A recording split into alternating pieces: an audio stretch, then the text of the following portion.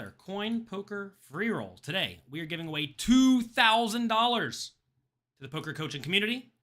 We will be starting very, very, very, very, very, very, very soon. We're also giving away a little bit of bonus money today. I'm giving away five $50 tournament tickets on coin poker during the free roll today. To sign up, first things first, get in the free roll. If you've not already done that, well, make sure you do it. You have about an hour. Go to pokercoaching.com/free roll. The link's right up there. Follow the instructions clearly. If you don't follow the instructions perfectly, this will not work. Next, retweet my Twitter post. I'm going to post it right here in the chat for all of you to see. Hopefully we're in the right stream. It looks like maybe we are, maybe we won't. And then comment on this Twitter post with your name. Follow the directions, and you will be eligible to win $50 extra put directly into your account. Is there late registration? There absolutely is. Late registration is open for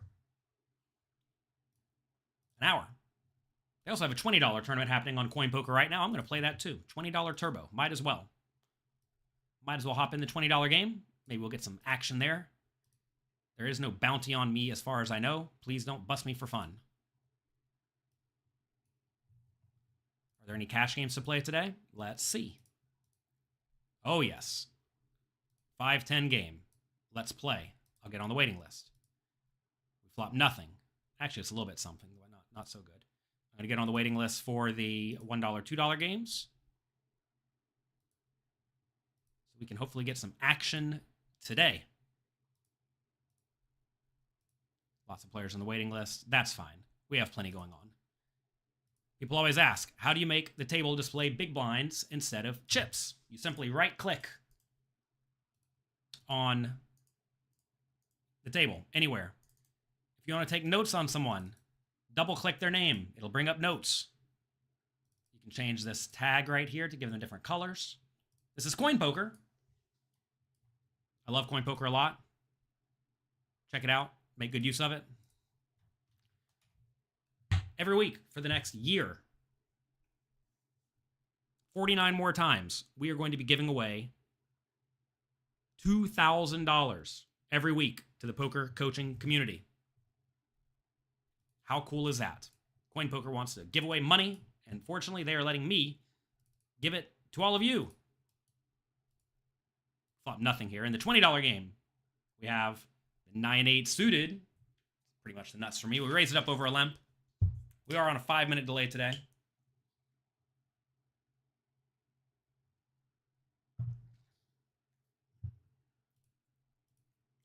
We flop third nuts. That is going to be good enough for me against a limper. They lead. Might as well bump it up on this very coordinated board. They lead really tiny, so we need to go a rather big multiple in relation to this. We'll call the King 5 suited in the free roll. Opponent calls. Turns a 4. That is great. They check. Let's go big. 23. Sounds good to me. They fold. As they rightfully should. All right. We limp the King 5 suited in the free roll. Flop. A pair. No backdoor draw. We will just check and hopefully check it down. Why is there a delay? Because otherwise you could see my cards. Turns out poker's a pretty tough game if people can see your cards. Do we ever bet minimum on the river? I don't think we're supposed to multi-way. This may be a spot to bet tiny on the river out of position. I have not studied these spots extensively out of position in limped pots with presumably pretty wide ranges. I think we can just check in and win the majority of the time, but maybe we're supposed to put in a minimum bet. I would not be shocked if that was a reasonable option.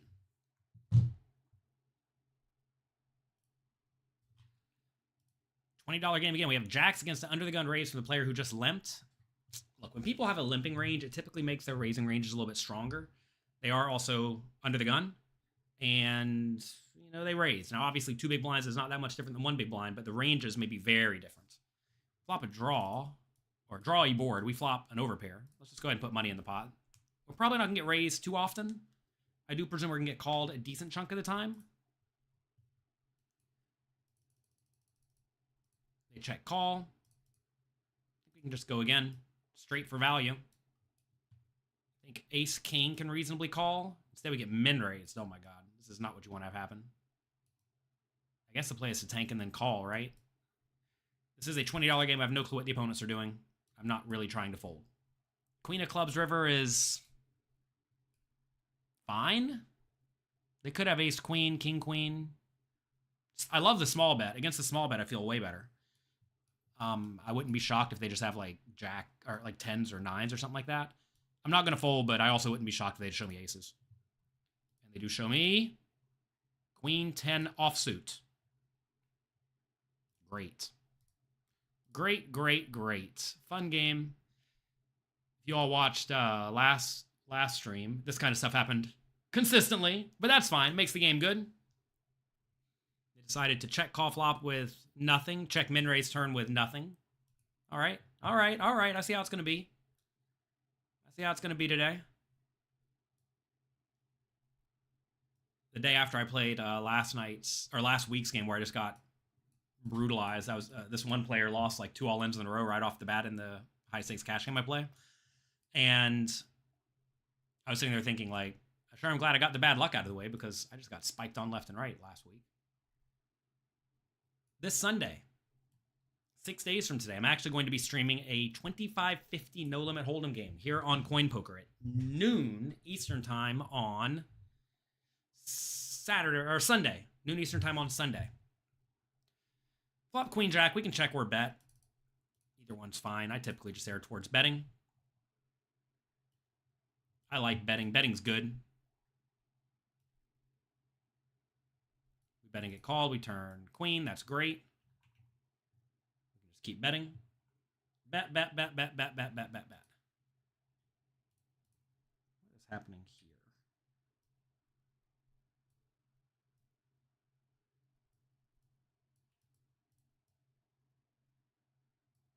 River 8's awful. Obviously. We'll check. Maybe we can even value bet small here. I'm not like so concerned we're beat. But at the same time, I obviously don't love it. Against a small bet, I think we have a pretty easy call. Why is this off the screen? Man, all my stuff is not lining up right today. Anyway, easy call with queen jack. They have nothing on the flop, nothing on the turn. They got me again. Okay. This is going to be a fun day. You may say, shouldn't you just fold on the river if they're going to have the nuts? And the answer is, I do think when they bet small, they will not have the nuts every time. But I'm a payoff wizard, as you all know. I enjoy paying people off and giving them my money. I am the human blowtorch of capital, apparently. And we're just going to torch it today, I guess. Screen name, Donk Theory. No. My name's not Donk Theory. It's Jonathan Little. You would think, though, the way I play, it would be Donk Theory.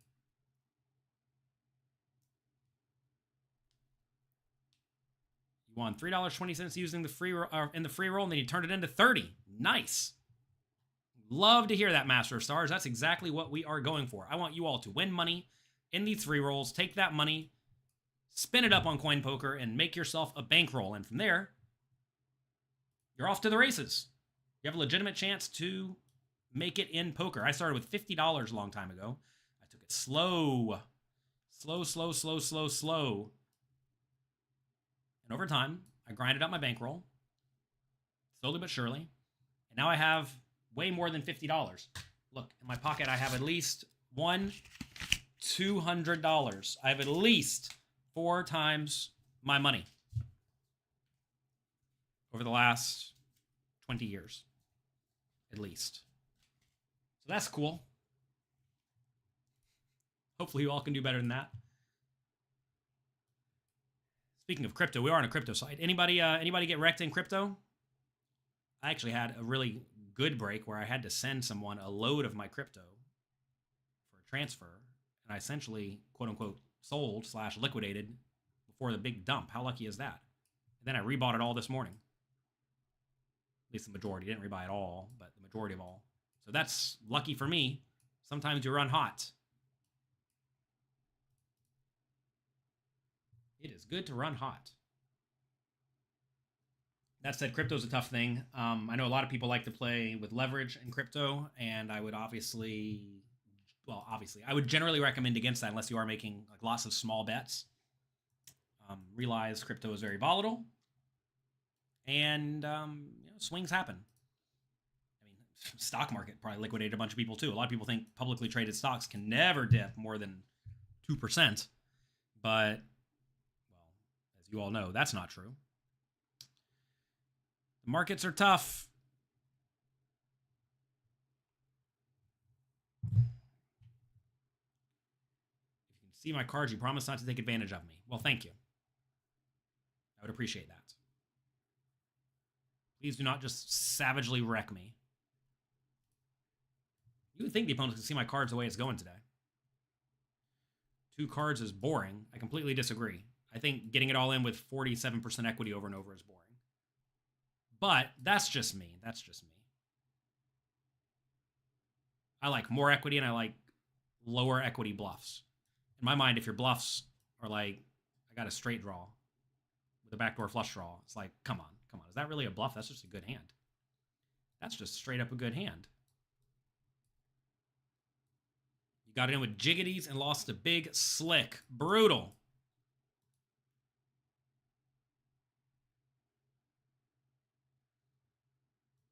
There's only one right play to jiggities.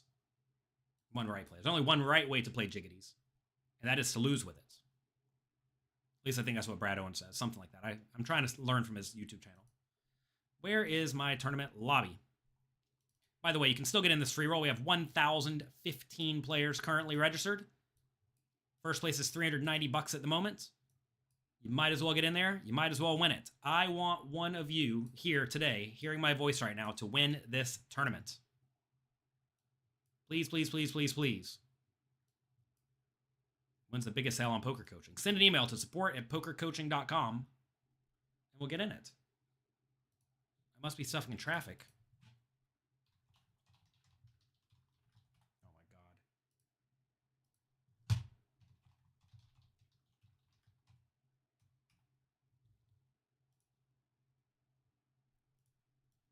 I must be stuck in traffic. It says I'm streaming. I am streaming. Okay, well, cool.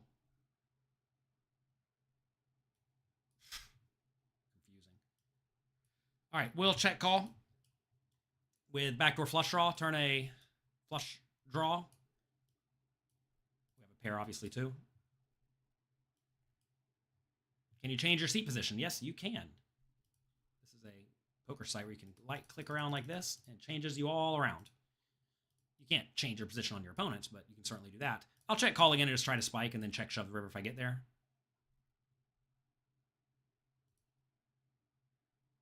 Check, and we lose again. That's fine.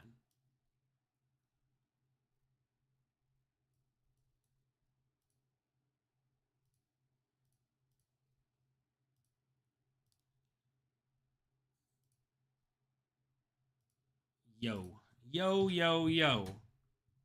I hope, for the sake of the stream, that I lose every single hand this week, but then next week at 25-50 no limit hold'em, I win every hand. That's what I'm going to root for, okay? It may not work out for me. But that's what we're going for.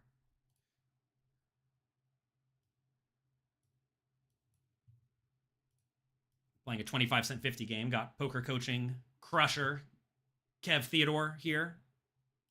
Already 3-betting it up and making me fold the Jack 10 suited. That's great.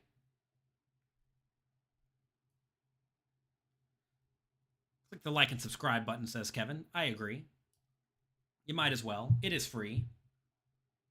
It's free to be kind at the end of the day. And a kind thing you can do for Jonathan Little is click the like and subscribe button and share this with your friends. We have pocket 10s. And only 40 big blinds because I'm getting wrecked. 35 big blinds even. Are the rebuys? Not this week. We're considering it for the future, though.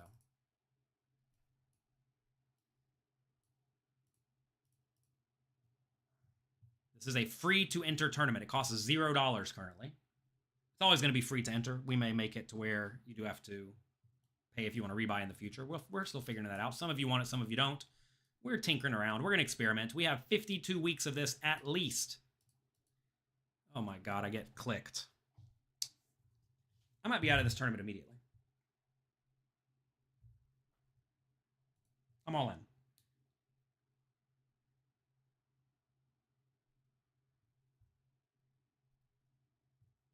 They have kings. We're out. That's good. That's wonderful. Shoving there might be a little bit loose, but I don't care. All right. Given I busted about 20 minutes into the stream, 15 minutes into the stream, I'm going to continue playing. I'm not just going to pack it up and leave. We are going to have this $20 tournament lined up. Our opponent, who already spiked on us once, has already torched almost all their stack. So that's good. Oh, also, by the way, we're ready to give away the first $50. We're giving away $50 5 times today to people who are interacting with our posts, getting in there, talking about this, sharing it with your friends. And instead of a $50 ticket, we're just going to straight send $50 to your account. So you can use it for cash games, tournaments, or whatever you want. How about that? One of you is about to win $50. And we'll do the giveaway whenever it reaches 100 likes on YouTube. When this reaches 100 likes on YouTube, we will be doing the giveaway. Finally outlasted Jonathan. Yes, I'm happy for you. I'm so happy for you. Congratulations.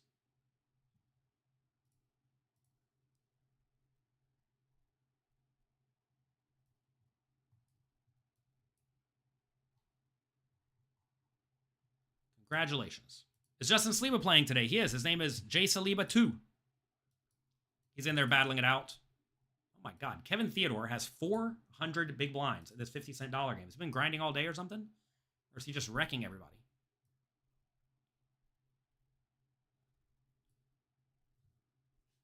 Joe Vince says, you played in Vegas for the first time at the win. You took in 500 and came out with 3,500. Then you got toasted drunk and fluffed it off. Thoughts? Vegas is best experienced sober in the day and toasted at night. And when you're toasted at night, the secret is to not play. You play in the day and you get toasted at night. But when you're toasted, you don't play games. You do anything except for play games. That's the secret.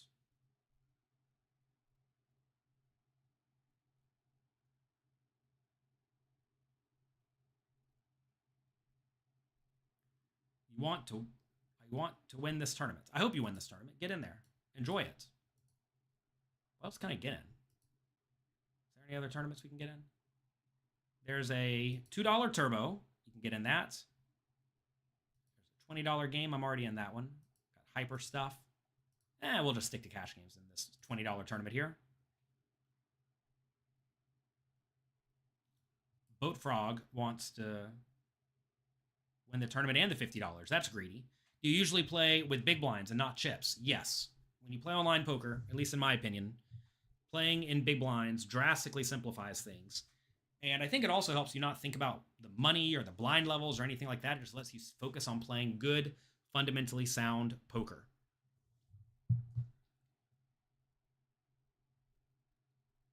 We have someone in chat who will be helping me out with the giveaways. They'll be letting me know who wins and maybe even sending the funds. I'm not entirely sure. We'll be figuring that out as we go. Look, we got to realize this is like beta testing for this stream. We are currently on week 3 out of 52 at least. I'm excited to be bringing you $104,000 plus a few bonuses here and there for all of you. You can still get in this free roll, by the way. Go to pokercoaching.com/free roll. Link is right up there. Might as well get in it. Might as well take advantage of it. It is literally free money for you. We will consider changing the time slot of this stream. We may or we may not. I'm not sure. You want to join Poker Coaching? Is it a monthly subscription? Head over to pokercoaching.com and check it out. Full information is there. How's the traffic on Coin Poker? I've had no problem getting in for $1, $2, and higher cash game tables for no limit hold'em whenever I want. And I've had no trouble playing tournaments on Sundays. They have a decent amount of tournaments on Sundays. Tournament schedule's kind of slow-ish during the weekdays, but they're ramping up traffic. It's already improved a lot since I just started working with him 3 weeks ago. Maybe all of you are getting in there and playing. So that's fun. But if you play cash games, it's definitely a great spot. And, tournaments on Sundays are also great. You're out. You couldn't hit anything. LOL. To be fair, if you can't hit anything, it's kind of hard to be out.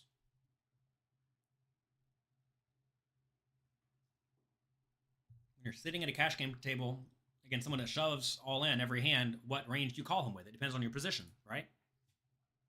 If they're open shoving all in every hand, so you're telling me they actually have 100%, which they probably don't. If they actually have 100%, then pretty wide, right? I mean, if it's like blind versus blind, you're good with like the top 40% of hands, assuming your read is 100% accurate, which maybe it is, maybe it isn't.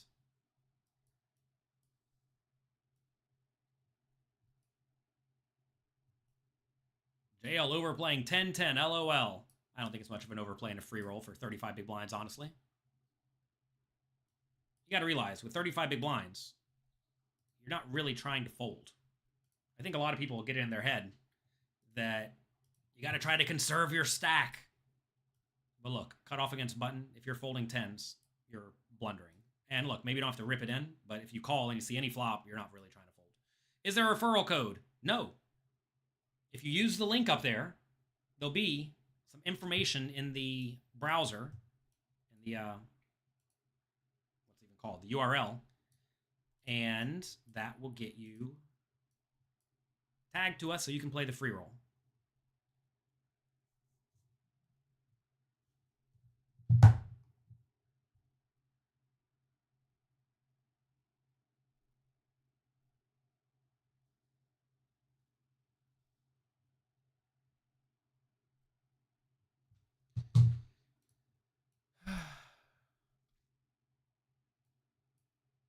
If you like watching me getting smashed, you can click the like button. If you like the stream, you can click the like button.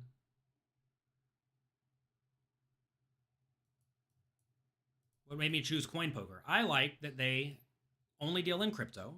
I like that they are working with players who I respect and not just call them random personalities or just random people. I like that a lot. I like that they are actually giving money to the community and not just running games or making you jump through a lot of hoops to get $1 here and there, right? I like that they have all the money very clearly based on the blockchain set aside. Players' funds are very clearly segregated. I love that. I like that a lot of the stuff they do is very, very, very out in the open. I think that is very, very valuable. Can you get Coin Poker on the iPhone? Not currently. You can on an Android phone, an Apple computer, and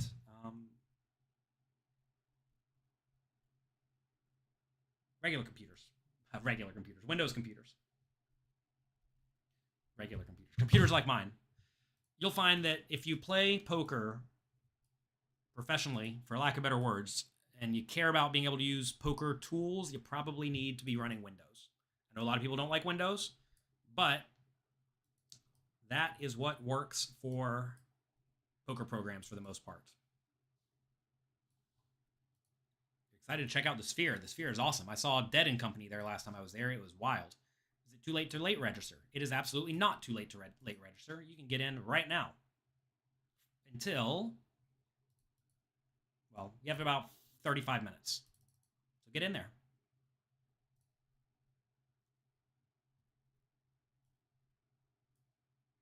Doing my best to give it away to you. I did it by busting.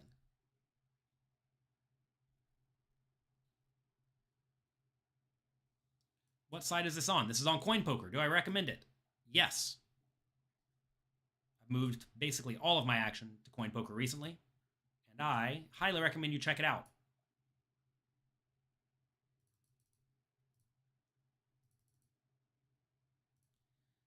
We 3-bet the Queens pre-flop in a cash game. We flopped literal top set. We finally got it. Well, continuation bet kind of big on this flop. That should be very good for both players' ranges. I would expect to get a lot of action back.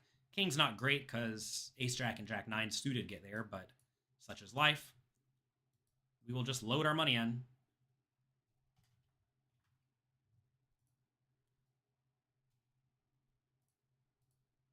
happening here? This guy's taking forever. We have to call. They're going to show me King Jack for straight draw. Hey, and they miss. We get a double up. That's lucky.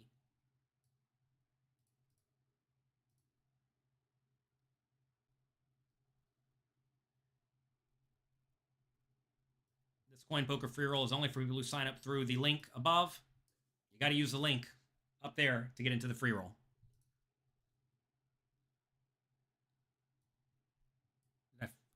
You're decided you're going to play the main event next year. What should you be studying? If you have not already, please, please, please go through the tournament masterclass and the advanced cash game course. I'm sorry, the advanced tournament course on pokercoaching.com. That is, in my mind, required content to go through if you want to get good at and succeed at No Limit Texas Hold'em. The first winner is in, by the way. The first winner of $50. We're giving away $250 today, 50 at a time, by the way, is, do we have a drum roll? Prickett 94. Prickett 94 is the first winner of $50. That will be sent to you shortly. Enjoy it. Have fun. Get in the game. There's a $20 tournament happening literally right now.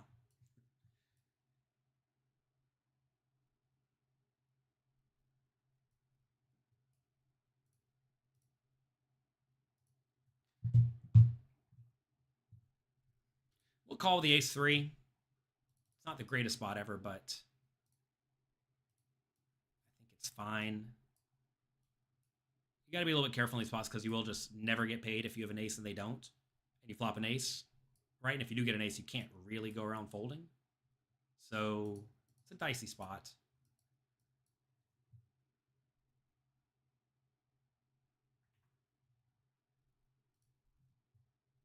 Whatever. We'll call and try to make something. Running a small bluff over here on the river with nothing. We do get it through.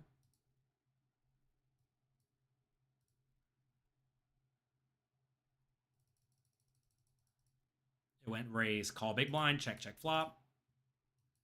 What is this? Oh, that's my cash game. Ha. I bet turn, opponent called. I bet medium on the river. They folded. It's a weird spot where, yeah, we have a lot of bluffs, but also I think we have a lot of straights there. I don't know. I decided to go small. They folded for small bet. That's fun. You don't trust online poker because of AI. I think if you're playing small or medium stakes, that is the least of your concerns. If you can't win at small stakes online, it's because you're not good enough at poker to win at small stakes online. It's not because they are cheating you. Hate to break it to you.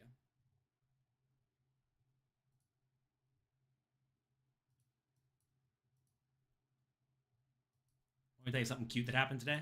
We were watching swimming on the Olympics and a replay of it. And I told my son that I was on a swim team briefly and that I was in a few races and I took last place because I was like 12 or something when I started on a team and I knew how to swim. I didn't know how to swim fast. And everybody else had been swimming since they were 4 years old. So obviously I was bad, right? And he cried and cried and cried. My son James was like, I hate that you lost. You're supposed to win sometimes. I'm like, yeah, I literally lost every time. And he's like, no. It was so cute. He was in such pain to know that his daddy lost. And I'm like, come look at in my room. We have tons of poker trophies. He's like, the only thing you ever wins at is poker. You don't win at anything else. I'm like, yeah, well, so that's how it goes. What poker tools do we use on Coin Poker? The answer is none. You actually cannot use any poker tools on Coin Poker. So that's fun.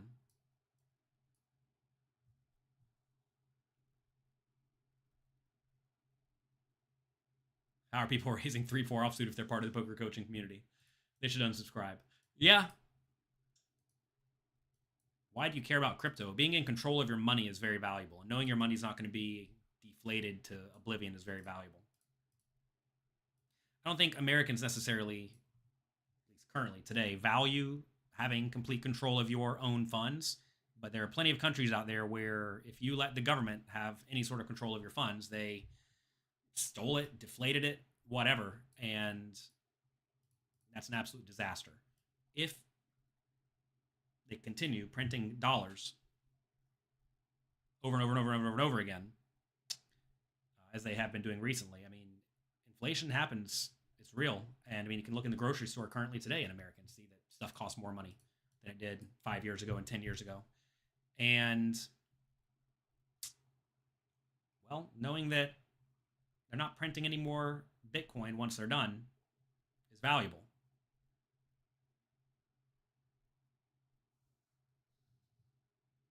By the way, if your funds are in a exchange, I would highly recommend self-custodying them in general, because you never know when companies are going to blow up. If you all heard of FTX, that one blew up a while back. Luckily, people somehow got made whole, but there have been plenty of other exchanges that have went down where people did not get made whole. And to be fair, I don't even know if they got actually made whole in FTX. I think maybe they paid cash back instead of coins. Anyway, get yourself a ledger. Got a little ledger. Put your coins on it. And sleep comfy.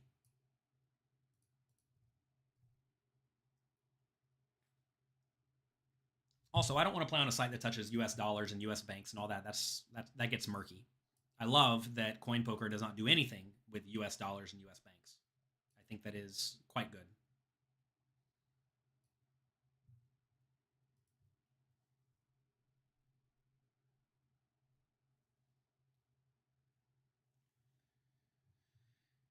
Do you have to do anything for the giveaway? Why, yes, you do. I have a tweet right here. It's pinned at twitter.com/Jonathan Little. You have to sign up using the link. You have to retweet this post and comment with your screen name in the YouTube live stream.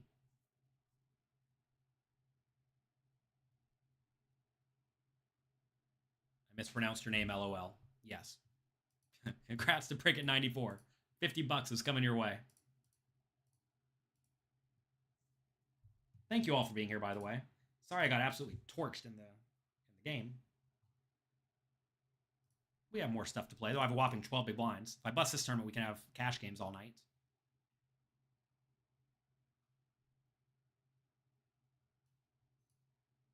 How do you deposit money on this? It's very easy. You click on your bankroll right here. That'll bring up the cashier. You click deposit. This is what I do at least. Select the currency you want to use. Make sure you select the right currency, whether Ethereum or Bitcoin or whatever. They have a great deposit bonus, 100%. Definitely take advantage of that. Select the amount of Bitcoins. Full bad gut shot for one bat. This will be the amount of USD you receive. Then you deposit it to this address, and then it just shows up like magic. I've deposited Ethereum in this, and it arrived in about 30 seconds. Can't beat that. It cost about 40 cents to send the transfer. Nice and easy. Is there more variance in person or online?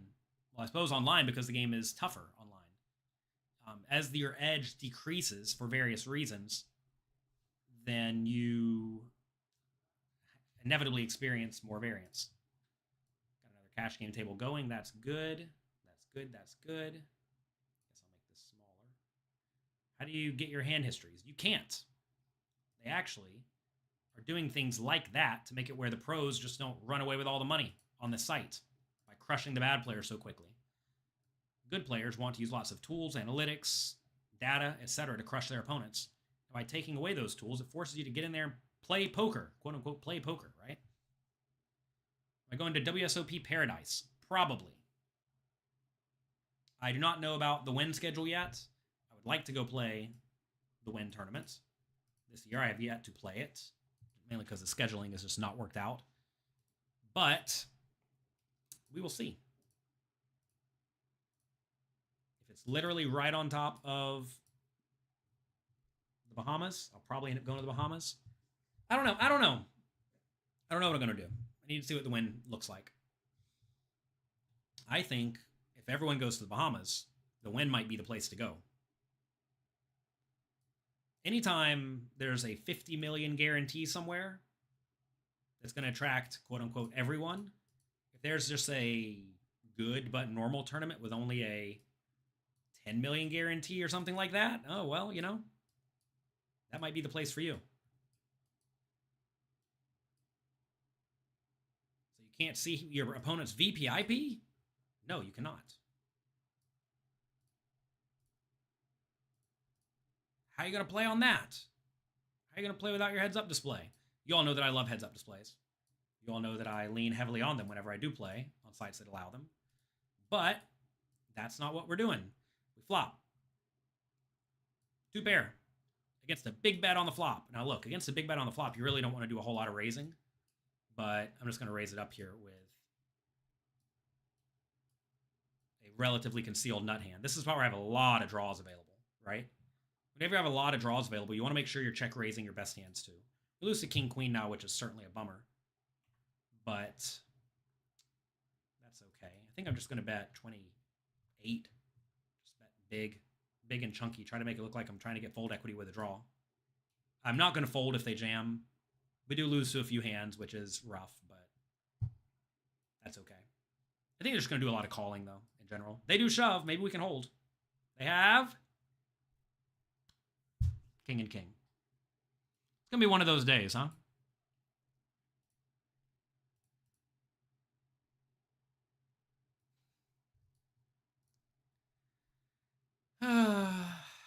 Fun game, fun game, fun game.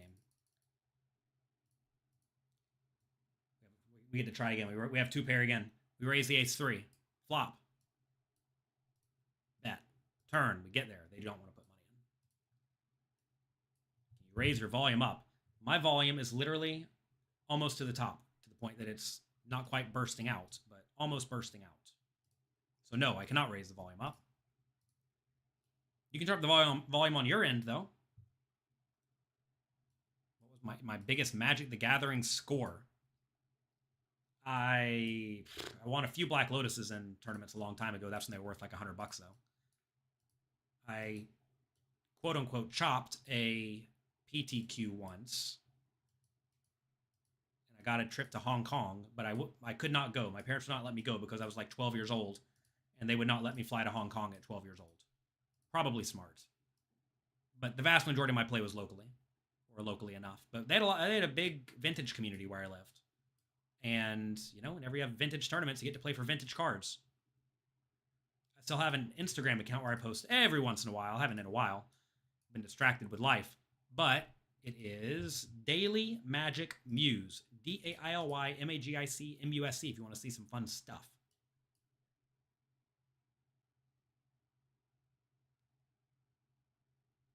How do you deposit? Using the deposit methods. $390 currently for first place. 1,166 players have entered. You can still get in this free roll for $2,000 today. We're giving away $2,000 for you. You might as well get in there and take advantage of it. There's no reason not to. Check it out at pokercoaching.com/free roll. Thanks to all of you for being here. Hope you're all having a wonderful, wonderful evening.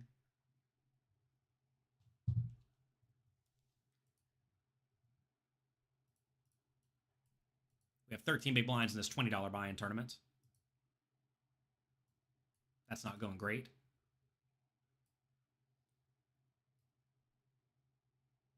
Why are you not playing on WSOP.com? Because I'm not in a state that lets you play on WSOP.com.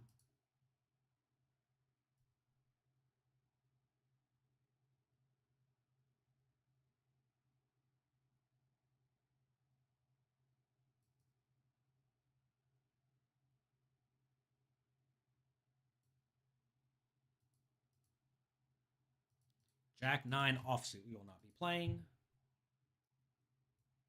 Oh, 5-10 game. Here we go. Maybe we can win our money back. We're currently down like $100 on the day. We can win our money back and get even. Wouldn't it be so lovely to get even in a 5-10 game today?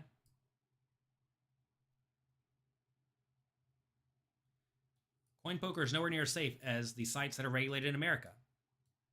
To be fair, I wouldn't keep substantial money in any online site. That said, I love the fact that on coin poker, you can literally see all the money. Being able to see all the money is quite valuable, in my opinion. That way, there's not a full tilt or ultimate bet or UB or cake poker or lock poker or all those other ones that have blown up because they spent all the money. Very valuable to play on sites where the money is very clearly visible. Here we jam over the limp in the tournament. I don't really love this spot, but this player's playing a lot of pots. We run into it over here, which is fine. You're going to run into it sometimes. Such is life. And we lose. You want to re-enter? Not really. All right, I'll do it. Where did it go? I wanted to re-enter. Will they not let me? Oh, I got to click over here. Okay. Always make sure whenever you are playing on a site you're not 100% familiar with, that you know where it's taking you, etc., etc.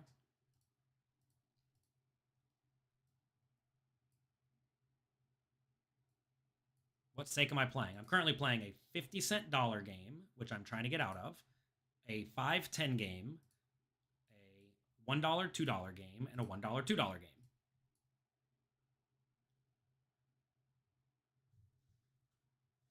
What's advice on playing in a tournament where most of the players are pros? Play good, strong, fundamentally sound strategy. If they're not pros, try to exploit whatever they do incorrectly.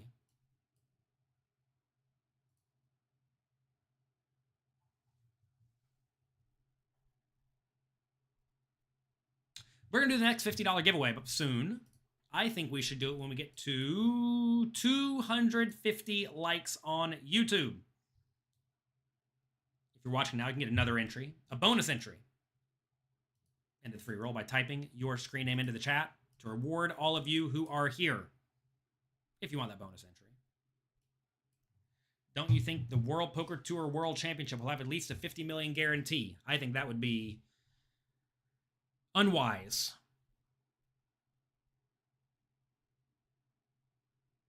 Did they get 5,000 people last year?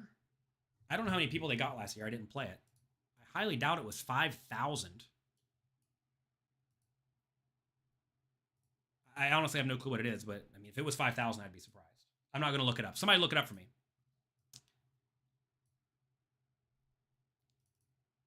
Also, you really don't want to run a tournament right on top of somebody else's tournament where they're giving away $50 million as well.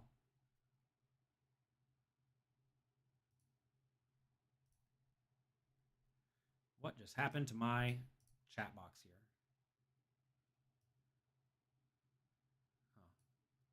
Is it working? Well, maybe this will fix itself.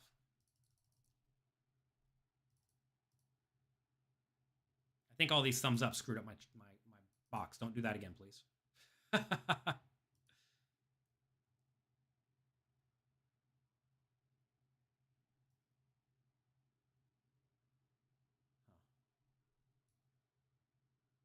Close it and restart it.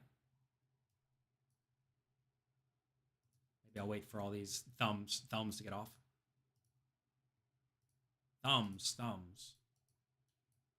Well, that didn't fix it. All right, let's try again.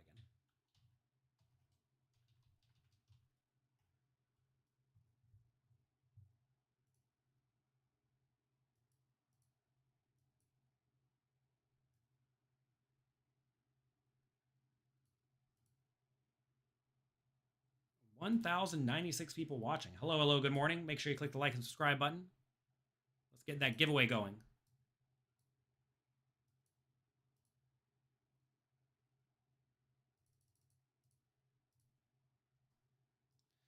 Pocket twos. Ugh, I will fold. Did I win most of my bankroll in cash games or tournaments? I want most of my bankroll to start playing sit and goes. I turned $50 into $350,000 as a young kid. Here we have a weird spot. I 3-bet the king queen. The opponent just leads into me. I have the literal trips. I guess I'm going to slow play it. Then I want a bunch of money in tournaments, and then I want a bunch of money in cash games. So I've been through it all. They lead again. Coin poker does work on max. This is not a good run out. We lose to jacks, nines, ace, queen, king, queen, jack. If they check, I think I'm supposed to bet small. They went almost all in. What is this? Can they call with anything worse? I don't really think there's a whole lot of worse that will call. Maybe it will. I'm not sure. I'm just going to call here, but I would not be shocked at all if I'm beat. And they have ace jack for a bad marginal made hand to donk flop, get unlucky on the turn to make a pair, and then lose far too much. That's a weird hand. Maybe they call it off for the rest with a queen jack, even though I have like literally no bluffs in my range. I'm not really sure. They're going to be 6 max on coin poker, right? They're 7 max. It's basically the same thing. I actually like 7 max a little bit better than 6 max. 6 max can get a little bit hectic every now and then. 7 max is nice. I also have 4-handed if you want it to be even more hectic. What game did you double with queen, queen earlier? I do not know. I lost it all back, though, with the 2 pair. So that was fun. Who knocked me out? I have no clue. But they did. Oh, gosh. It would be nice if this was on iOS. It would be nice if I had an extra $26 million. Do you think GG is rigged? No. I do not think any major poker site is rigged at all. I think it would be really dumb to rig any major poker site.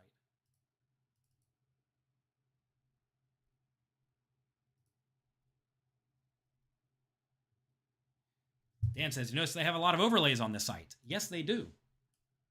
When there are overlays on a site, you need to make a point to get in there and collect that overlay money. Because it's literally free. You'll find that most sites that are working hard to build up their ecosystem have overlays. They want people to play on their site.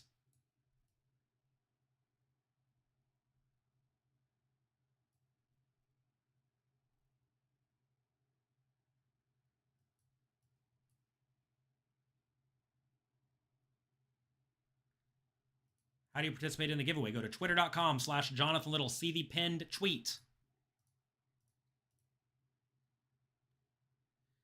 Get in it.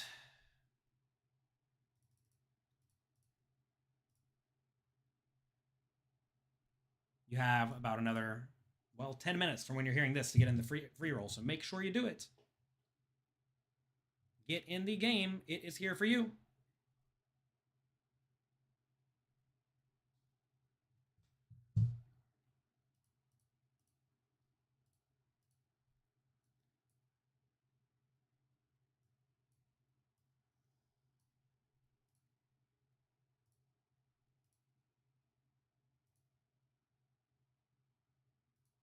King 4, not a great hand for our tiny stack, but we may play it if we get the chance, but we do not.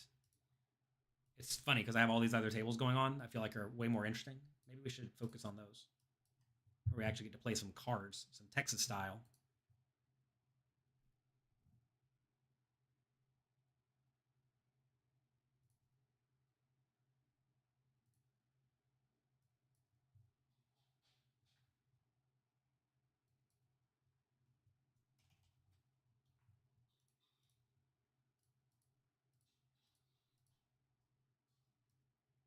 Interesting spot here where our guy raised, I 3-bet, he called. He led turn. That should be really good for me, and then checks river.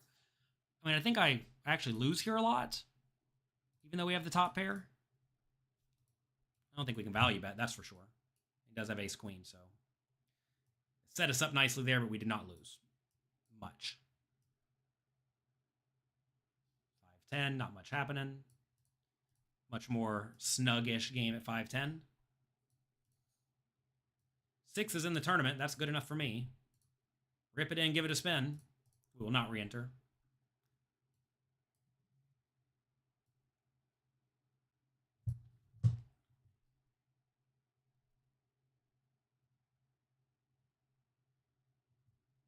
We get called by a flip. Will they flip us out?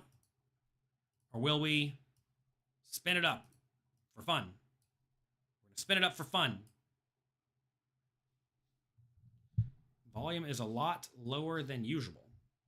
Test, test, test. Hello, hello. I'll try to raise it a little bit, but I don't really know. Don't really know how much more I can make it. I have this little volume thing that tells me if we're getting too loud. And it says we're getting too loud. Do you think sit and goes are solved? I mean, not 100% solved, but certainly more solved than most forms of poker.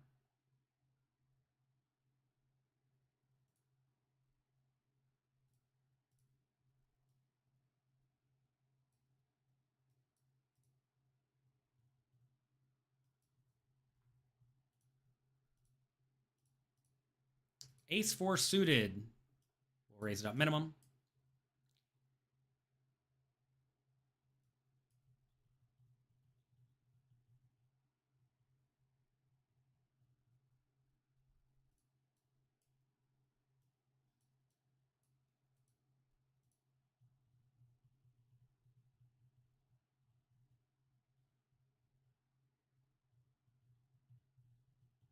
We flop. Not a lot. Face a donk lead tiny, huh? I think the spot where we got a call. And hopefully we just completely brick it on the turn so we can fold. They check turn. Do we try to bluff this? I don't think so. We will try to bluff this. All right, they beat me to it. Why do you like 7 max a little bit better than 6? I mean, I think first things first, it plays a little bit closer to live poker, which is nice, right? Because in live poker, you're usually playing 8 or 9-handed, which is cool. Also, it gives you a little bit more, call it chill time, right? I mean, I realize that when you're playing online, you don't mind being in the action. And I mean, look, I'm normally playing a lot of tables, and when you're playing 7-handed, inevitably you get a little bit more downtime, which lets you play more tables, lets you stream a little bit easier, et cetera, et cetera. What's the main adjustment compared to 7-handed with an ante? Well, first off, the ante is not huge. It's a 0.1 big blind ante. And for that reason, you should account for it, but not account for it too much. In general, you can still roughly play our cash game charts on pokercoaching.com. The ones that essentially have no rake are going to be pretty close. So the 8-handed charts are going to be what you're going to want to use.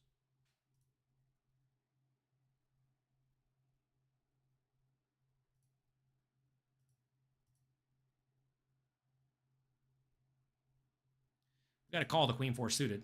Not a great hand, but in position, suited hand. We will see. I'll see ya.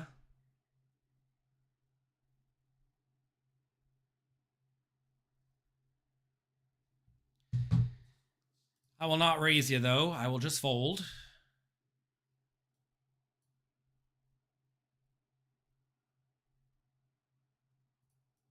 They busted Justin Saliba. They busted us both in the first hour. Tough game, tough game.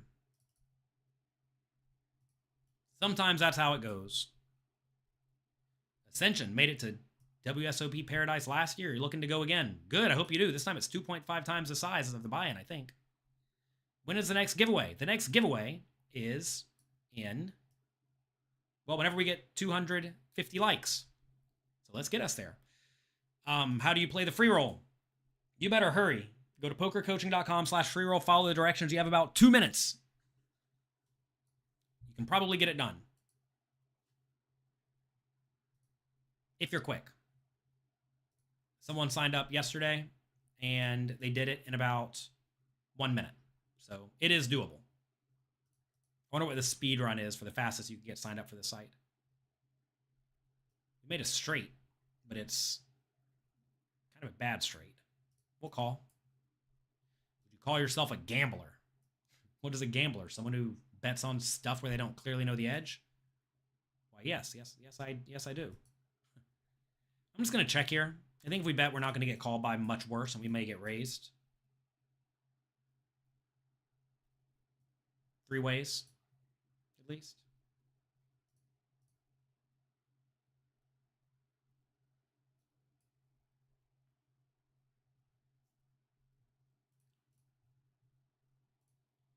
Pockets, or pocket 5. 7-5 offsuit. No hand, no draw. Pocket 3s. We raise and we get 3-bet. We will try to spike. Nothing more fun than trying to spike a 3. Almost. That's no fun. I may still end up playing a pot here. They bet big. We'll fold. We'll fold to a big bet. More fun, though, is aces in the 5-10 game. Aces in 5-10 is way more exciting than 3s. Please give me action. Please don't stack me.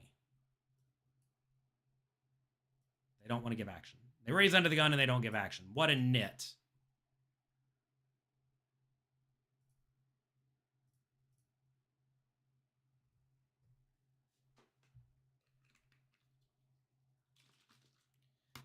Quazo's first time not bringing home some free roll money.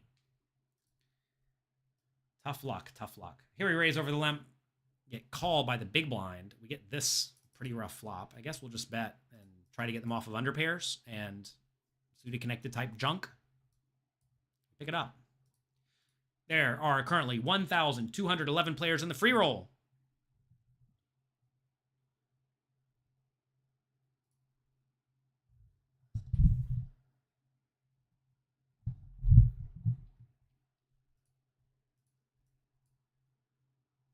You can get in the game. You better hurry, though. Actually, if you're hearing this, you might be dead. You can get in next time, though. Go ahead, take your time, figure out how to do it. Go to pokercoaching.com/freeroll and get signed up for next time. I'm going to take a quick break. I will be right back.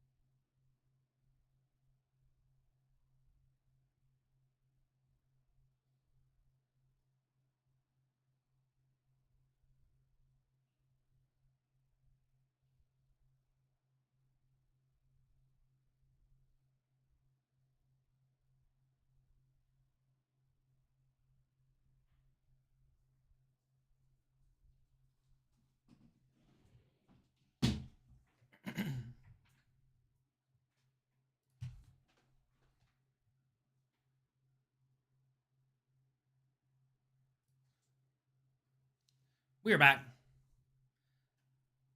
We have a little bit of cash game action taking place. We have a 2-1-2 games and a 5-10 game on the side.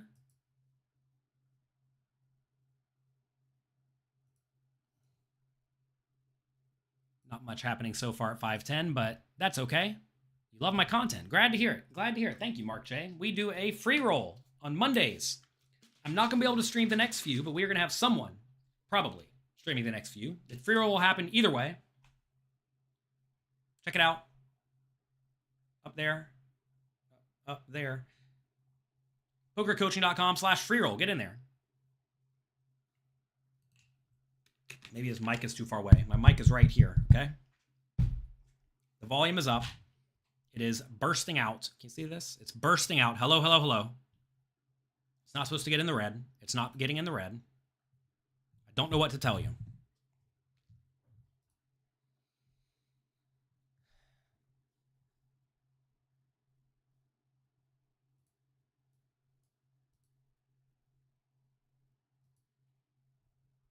(10-4) suited in the ante-game. I'll probably defend. You got to defend a little bit looser in the ante-game than in the non-ante-game. A little bit, especially blind versus blind. I'm a big sucker for 3 big blind raises only. If you're going to basically raise minimum blind versus blind, how can I not call?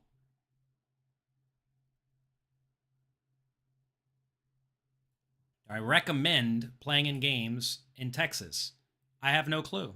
I'm not there. Get your feet on the ground and see what they look like. I've heard a lot of interesting things about those games, but again, I'm not there. I don't really know.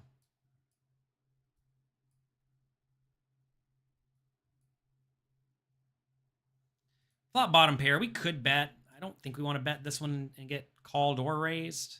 7's not great on the turn. And they blast it. Annoying spot. I would definitely check back some 8s and 7s. So we have those. I think we have some draws too. I think we can let this go. Man, I hate folding.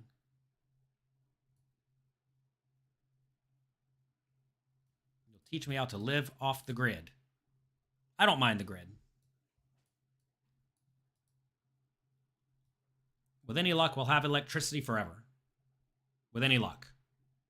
With no luck, we won't. Xander says you have Jonathan Jaffe to your left. I'm not sure if you have Jonathan Jaffe in this tournament. I know someone had a very Jonathan Jaffe sounding name in this tournament. But it was not Jonathan Jaffe. Is the personal wallet address and deposit tab taken from your wallet? Yes, that is the wallet you are depositing from, because they're going to see funds go into their account. And they need to know that that came from your account, right? So you're going to tell them that my wallet is blank. The funds will be coming from blank, right? Oh yeah, we're giving away $50, by the way. As soon as we get to 250 likes on YouTube, we're over 200 right now. We're giving away $50 extra to one of you. We have 6 big blinds in this $20 tournament. That's not a lot. This is a turbo.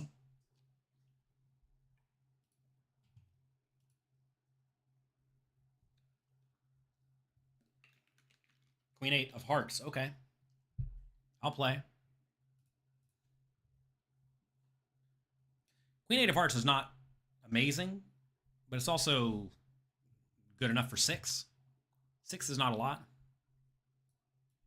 Good luck to everyone still in. Good luck to everyone still in. I hope all of you run hotter than I did.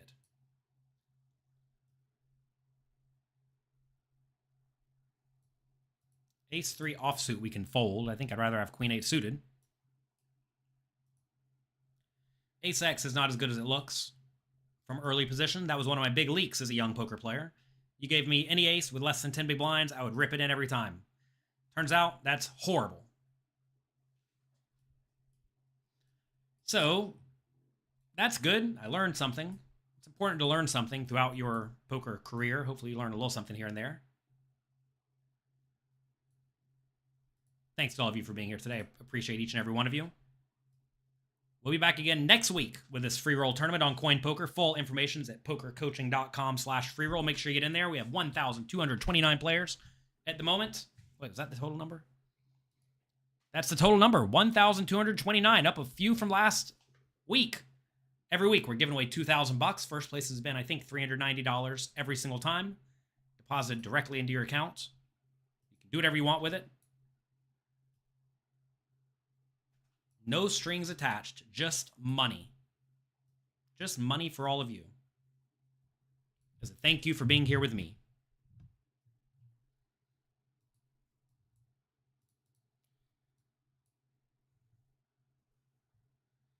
We turn to pair. I think we're supposed to bet medium. I don't even know. Maybe we're supposed to just shove. I don't know. I mean, it's obviously good enough to jam the river. Question is, should we check to try to induce bluff? I don't think so. Obviously, if they snap us off, we're out. If they have a king, though, they'll call. They may call with an 8 because of pot odds, right? And they didn't have the 8, so good thing we didn't check.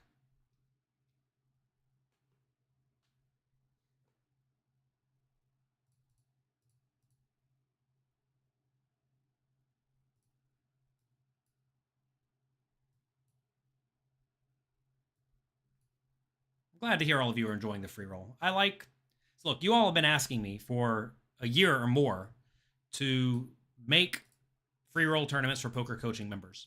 And we experimented with this with like $100 a week and things like this, but I really didn't want you all playing where if you win, you get only $25 or something like that. I wanted the winners of my free rolls to be able to get a real amount of money, like $390, right? And I mean, it's not just $390 to one player. I mean, look, if you take 6th place, you get $72. If you make the final 9, you get 26. And I think that's really cool. I think the ability to give away a decent amount of money to all of you and also run a, kind of fast structured tournament that I can stream some portion of the time is quite valuable. And I'm glad that Coin Poker has stepped up and made that a possibility for me to be able to give all of you over $100,000 over the course of a year just for being here. So I'm happy it's working. Sometimes, the things people want align, and it's great. When's the last time I saw sunlight? I went outside today for the first time in 2 days. Do I have any issues streaming this tournament? No, I have no issue. What is my home state? Are you trying to stalk me? Google's your friend.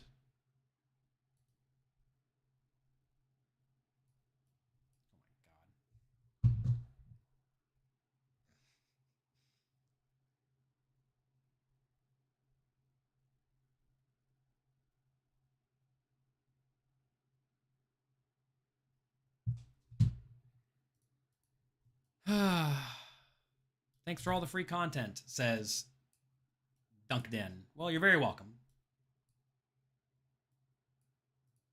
I'm originally from Florida. I do not live there now.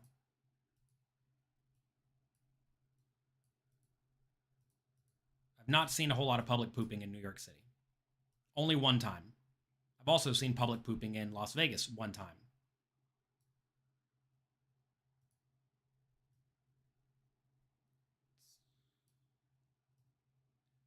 Some people have it tough. I'm not judging. Life's crazy, man. Life's crazy. You never know what other people are going through. And I can guarantee you most people have it worse than all of us do sitting around playing a card game for fun. What does turbo mean? It means the blinds go up kind of quickly. Not super duper duper quickly, but, kind of quickly. I need this tournament to be finished within about 3.5 hours because I have to wake up at 6 a.m. and take care of my children, which implies I got to go to bed at some point. I've got to go to bed at some point. Can't be staying up all night. I've been cleared to go back to the gym. I had a surgery on my belly the other day. They stuck 4 holes into me, since all of you want personal information about me. And I've been cleared to go back to the gym. So I got in the gym today for the first time in 2 weeks. Feels good. Light workout for sure. Not a real workout. Light workout. I somehow lost 7 pounds over the last 2 weeks. I hope it was not purely muscle. I do feel weaker than I did 2 weeks ago. But I don't think I could lose 7 pounds of muscle. That seems hard to do. What we've learned from this tournament is to literally never bluff. Yes. Free roll strategy 101. Make good hands, put money in. All those berating me earlier for getting it in with 10s for 30 big blinds. Get real. Only 25 more likes. And a $100 giveaway ensues. Didn't know we were giving away $100. All right.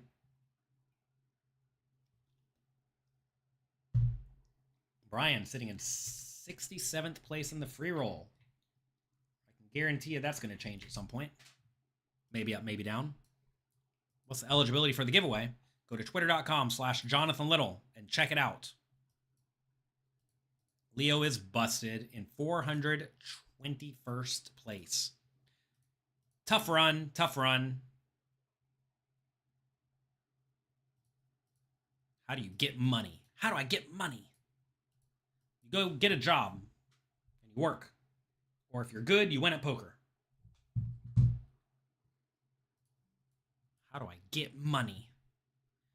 Here's an interesting spot. I raised over a initial raise. Or 3-bet over initial raise. Got this flop. This player cold called. I have no clue what to do in this scenario. I guess I'm supposed to just check and play a small pot. I don't presume the opponents have very many 6s in their range. They'll have some. I mean, maybe both players have some, but I would presume not that many. This is going to be a lot of pairs and suited connectors. Mostly high ones. They could just have a 6. I mean, the way the day's going, they could certainly have a 6. 2 is atrocious, especially a club. You don't see the participation link. It's literally right up there, pokercoaching.com/freeroll. Can we value bet the river? If they have an ace, they're never folding. If they have a 6, they're never folding. If they have a flush, they're never folding. If they have a set, they're probably going to fold. So I'm going to check. And they had king 6. That's great. They literally have king 6? No way they had king 6. I must have seen that wrong. Nobody in their right mind would cold call a 3-bet with king 6. I mean, we're playing no limit Texas Hold'em after all. I raise, pre-flop, get called. We'll check it back on this flop because we don't fear any turns. I'm going to check it back on the turn, and then I'm going to value shove the river.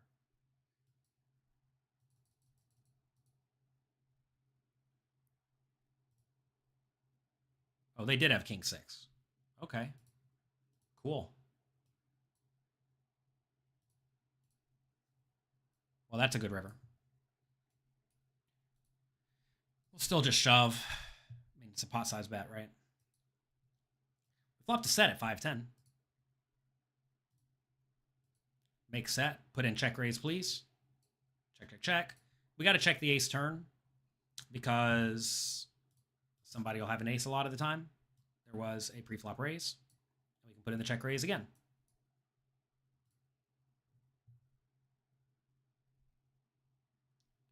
We do get a bet, which is excellent. Hopefully we get a call in the middle or something. Any amount of action is accepted. We will put in the raise. I mean, in reality, I'm going to be bluffing nowhere near often enough in this spot, and I don't think anybody is. But I think we still just want to put in the raise to build the pot. I don't think we want to go for check raise on the river with a bottom set. It's just so easy for them to have an ace that's not going to fold. My hand looks really strong here, though. Like, exploitatively, this is probably just a fold for a lot of people in a lot of spots. 4 is great, obviously. I want to get called by an ace, so we'll go pretty big. Let's go 32.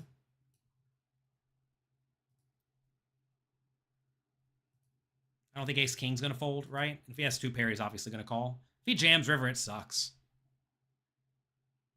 The way today's going, they'll probably jam river. Just lost to a gut shot on another table. Small pot only, so that's good. Would they jam 2 pair, like ace 9 or ace queen? Like you shouldn't, I don't think. As you play higher and higher stakes, you got to presume your opponent's going to be more and more reasonable. So, like, I'm not going to say I'm ever going to fold there, but it becomes at least halfway logical. Jay Saliba in the $20 game. Somehow he got Justin Saliba to come and play the $20 game and rob me of my money immediately. That's great. I'm having fun here. You all having fun? I hope you're all having fun. If you're having fun, click the like button. You dream about poker. I've dreamed about poker about 2 or 3 times, and every time it's been nonsensical.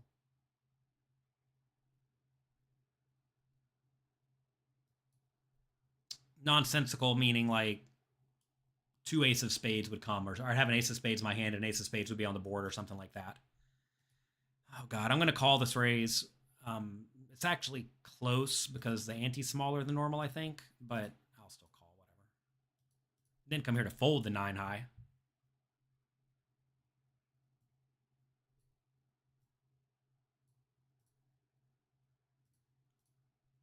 Check, check is scary.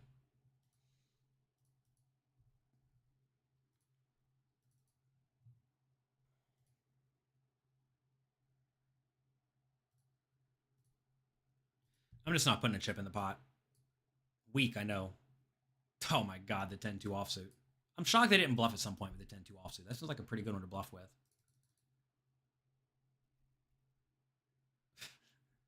They just own me, though. Oh, gosh. Total wreckage. Total wreckage. What are we looking at in this tournament? They pay 6 people. We are down to 10. Ugh. Almost in the money, but not quite. All right, good game. It was nice playing with you.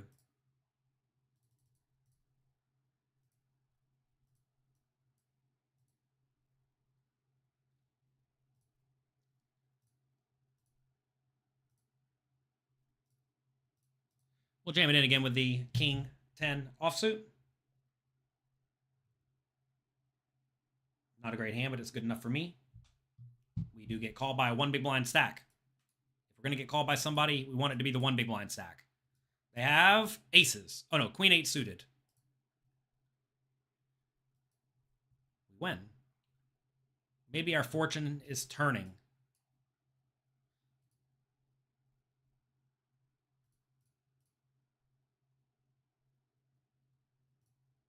Ace Queen.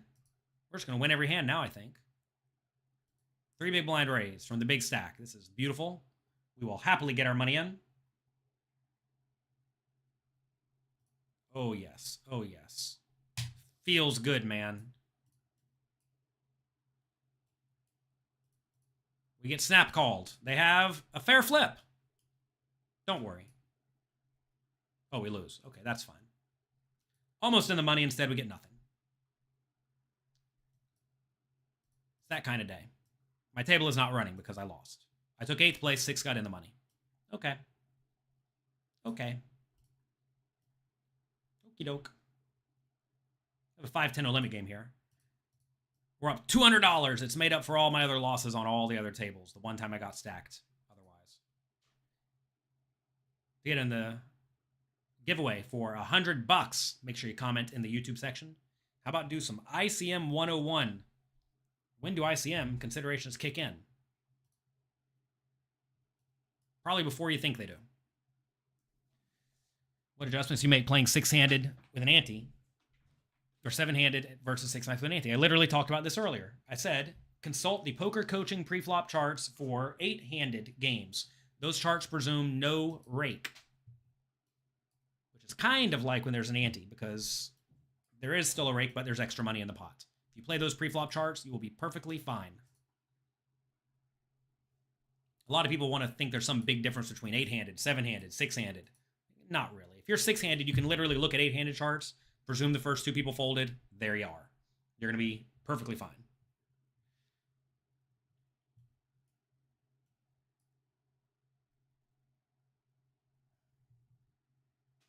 One more like before we do the giveaway. Might as well knock it out. Give away more money.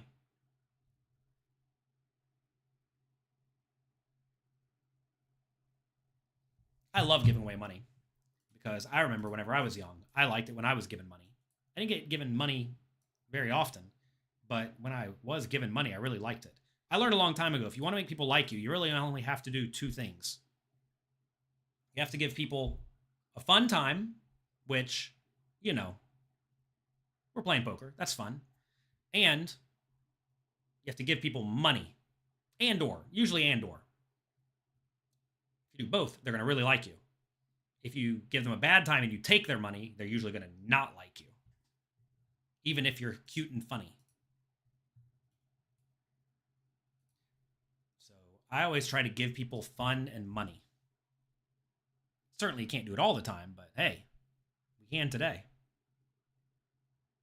What happened to the bottle of wine? I'm actually on a no wine kick, no alcohol kick until September. I'm going on a 1-month family vacation, and I figured it would be a good time to get off of everything. I typically get off of everything in the summer for that month of August and some of September, and then we usually get back to it. My next poker tournament is going to be to Las Vegas for the Poker Masters. I won the Poker Go Cup. Here's one of them I have. I have 2 more in Las Vegas. One is much bigger than this one. We get a terrible flop. I think we can probably just give up this one. Yeah. I won the Poker Go Cup. They have 3 major No Limit Hold'em series in the Poker Go studio each year. I won one. Aram Zobian, poker coaching coach, won the last one. He got a humongous Eagle trophy. And there's one more in September, where if you win, you get a purple jacket. I don't think anyone's ever won 2 of the series. But I'm going to try my best. We have 2 winners. We got to 250 likes. We're giving $50 to 2 different people. Are you ready? The winners are Peaky, Peaky, and, oh my god, this guy wins everything. Ascension GTO. Ascension GTO has won 50 bucks as well. Peaky and Ascension. 50 bucks will be sent to each of your Coin Poker accounts. Does Coin Poker have decent Sunday tournaments? They absolutely do. They have a really good slate of Sunday tournaments. The other days are currently a little sparse, but once traffic picks up, I'm sure they will pick up the weekday tournaments. No, the traffic's great on weekends in general, and it's especially good on Sundays. Their Sunday slate is great.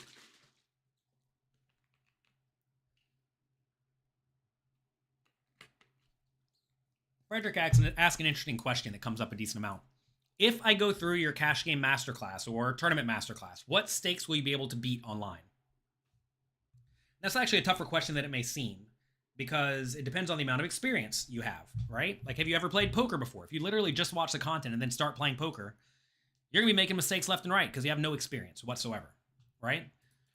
Whereas if you're already pretty good at poker and you brush up on the fundamentals and you just learn to generally get things a little bit closer to GTO, you're probably going to do pretty good. I always recommend starting tiny. Start tiny and work your way up. I do realize the rake in a lot of micro stakes games online is kind of high, so perhaps you don't necessarily want to start at the tiniest stakes, but start, whatever amount is quote unquote insignificant for you, and get in there and play, grind it up, and see what happens. If you don't play, you don't really know if you're winning or not. Imagine joining a $20 tournament, having to battle against Jonathan Little and Justin Saliba. Yeah.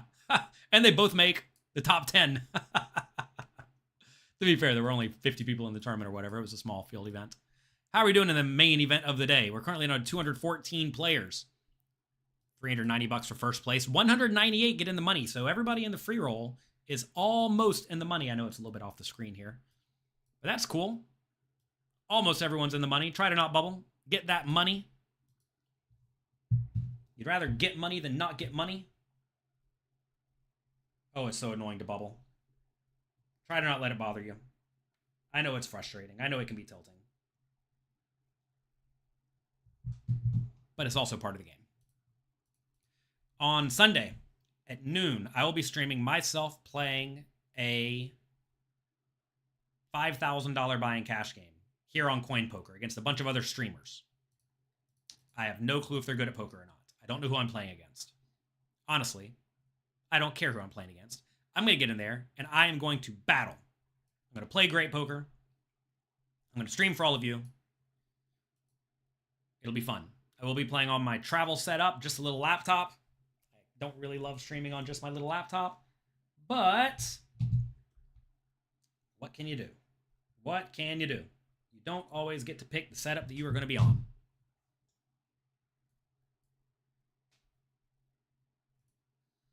Queen 2 offsuit's terrible. Would you all prefer if I showed 4 tables whenever I'm playing? Let me know. I know we just have 1 table up. I'm trying to just show anything relevant. But, like, I'm playing a decent amount of poker here, and nobody really sees it. So, that's interesting. Justin Saliba, did you win the $20 tournament yet? We can probably pull it up and look. Can we easily do that? Let's see. $20. Wait, $20. That's not it. This is a different $20 tournament. Justin Saliba, 6th place. Tough run. Almost won the tournament. 3rd place, or 6th place only. Not too bad. He'll take it.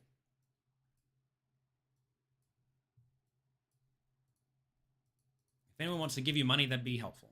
Well, if you want to give me money, my account name is Jonathan Little. Feel free to send it if you'd like. I will probably not notice it, but there is that. Oh, by the way, if you are on Amazon Prime, if you have Amazon Prime, you get to give $5 every month to a Twitch streamer.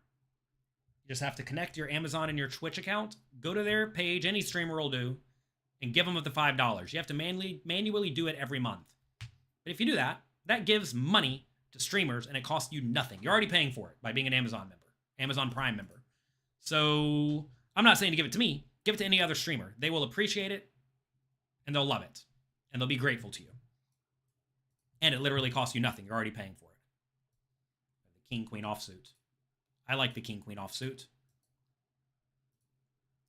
Jason out with kings versus tens on the Queen 9, 3, 7, 10 board. Brutal. 5 away from the money. 198 pay. 200 remain. They're probably hand for hand. Let's pull up the chip leader. Poe Duncan. They are not hand for hand, actually. They are playing. I have requested that Coin Poker removes hand for hand everywhere except for the bubble and perhaps final table bubble, because that would speed up the tournament. But I don't know if they can do that yet. We are, call it essentially sponsored by Coin Poker. They are giving us the money to run these $100,000 worth of free rolls. I'm not an owner of the site. As far as I know, Americans cannot own a gambling operation unless they have licenses and stuff, and that's not me. Your first dollars on Coin Poker, maybe? I sure hope so. You are hand for hand. Ace 9 of clubs, okay. You really just don't want Under the Gun to raise. If Under the Gun raises, it's miserable. But they don't. Thank goodness. We get to play. I just want to play. It's hard to play when they just brutalize you with aggression.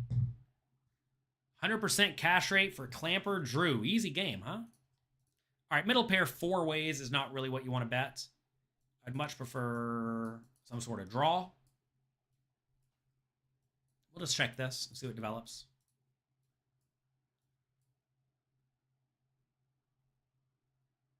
What site is this? This is called Coin Poker. We have a $2,000 free roll every week.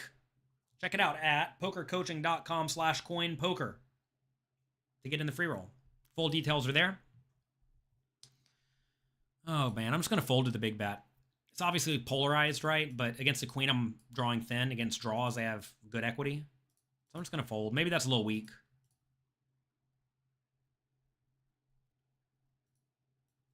$194 players. Everybody still in is getting at least $2.80. Get a little sprinkle in your account. Congratulations. The winner, remember, gets $390.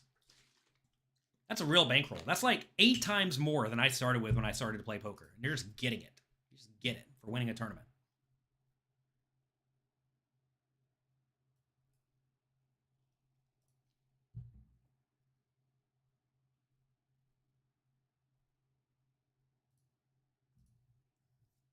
If you all do have any comments, suggestions, etc. for Coin Poker, feel free to email their support. They've always been very responsive to me. Some people saying you want additional features, etc., etc. They have already implemented some stuff that I've asked for.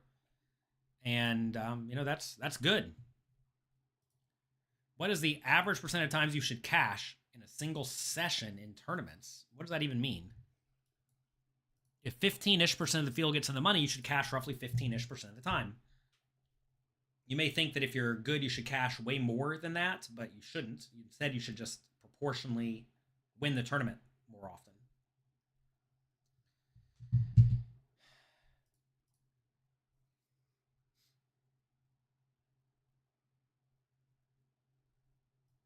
We raise the ace-6 suited, we get nothing.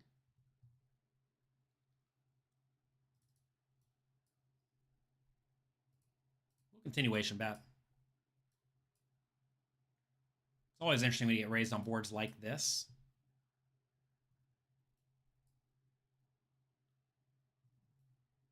You will stream for $5,000. Seems like a great gig. It'd be nice if somebody was paying me to $5,000 to stream. I have to buy in with my own $5,000 to play the 2550 game. If that was not clear. I think they're just giving me $5,000 to stream. That would be lovely. All right. We get a nasty run out where we may have to pay. They go greedy.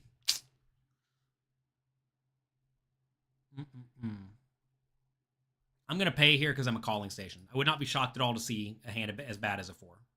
I hope they just have a jack, so I think they're polarized. Yeah, whatever I call. Calling station fish. Pay the man his money.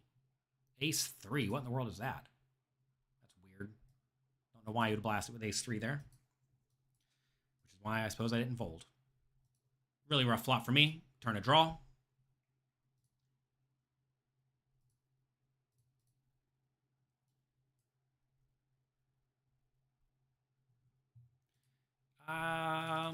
We can bet. If we get called or raised, we can stick around. Obviously, we have loads of equity, and I don't care if they fold.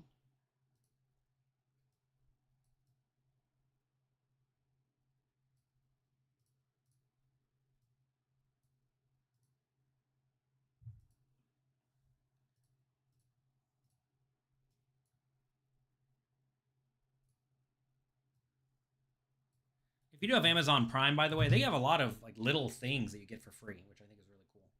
Oh, by the way, we're doing another giveaway when we get to 300 likes. So if you all want some more free money,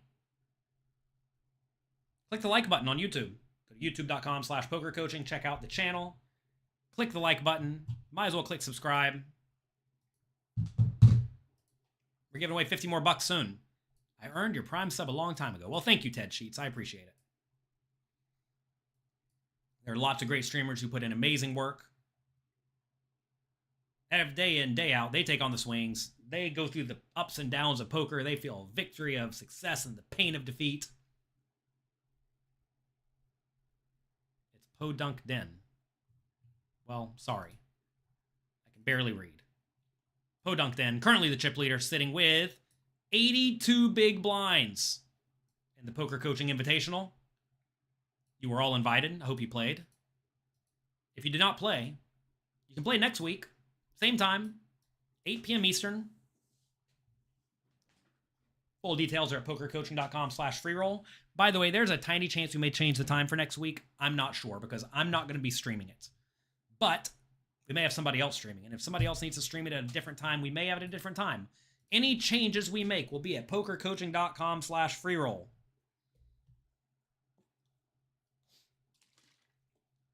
Dude named Kobe W is running hot. Good for them. Yeah, Billy, I don't want to be like Brian Micon in this instance. I want to have all the Bitcoins, but I don't want to have my door kicked down.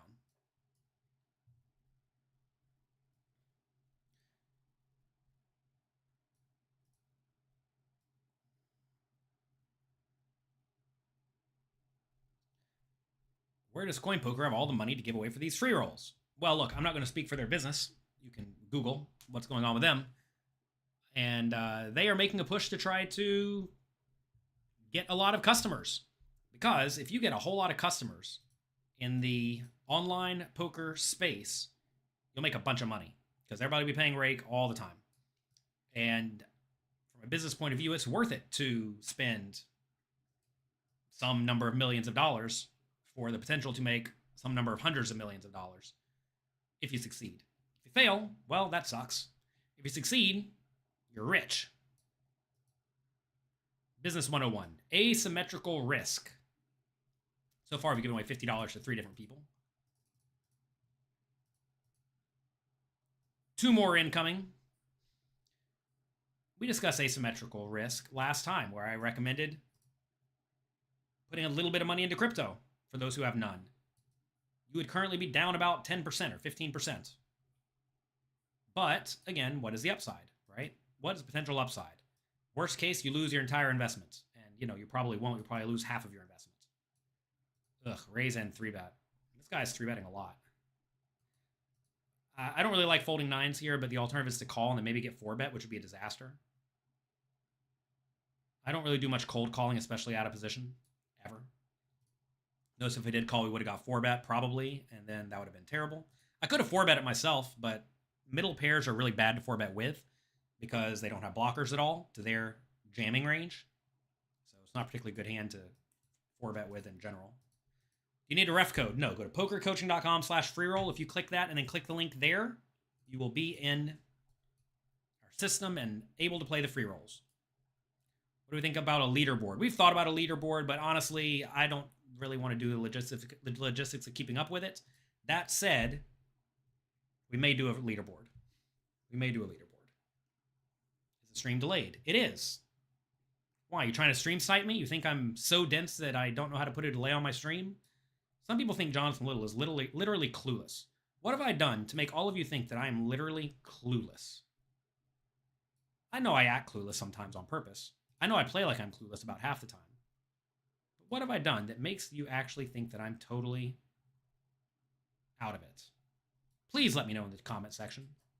I really need to know, because I don't want to be clueless. I don't want to be clueless anymore. We raised continuation, met the ace-10. We certainly don't have to bet it on the flop. We got snap called. Check turn. King is atrocious on the river.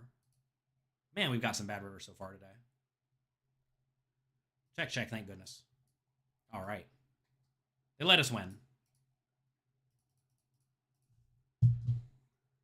This has been a nitty 5-10 game. Take a look at this 5-10 game. The biggest chip stack is only 200 big blinds.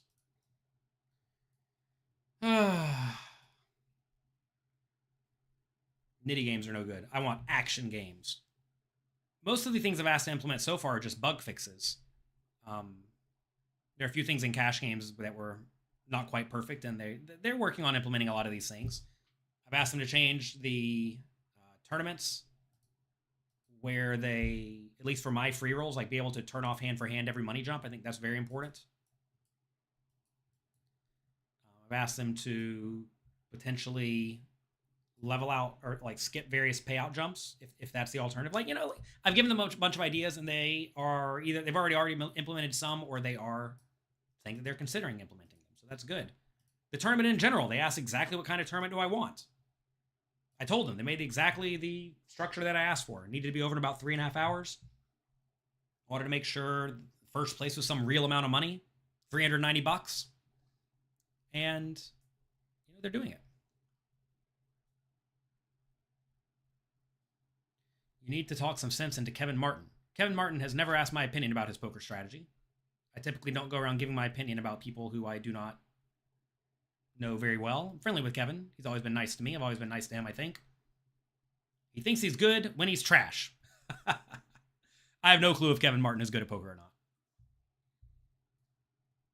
He's made all of his money from reality TV. That'd be fun, to be a pro reality TV star.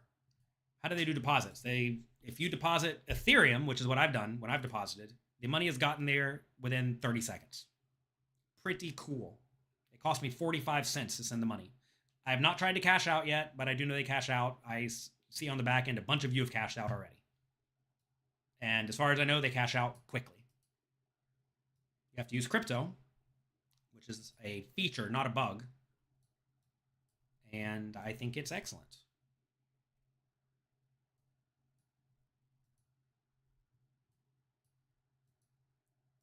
It'd be nice if I could cater to everyone in Europe. Unfortunately, the Earth is not flat. It is round, as far as we think.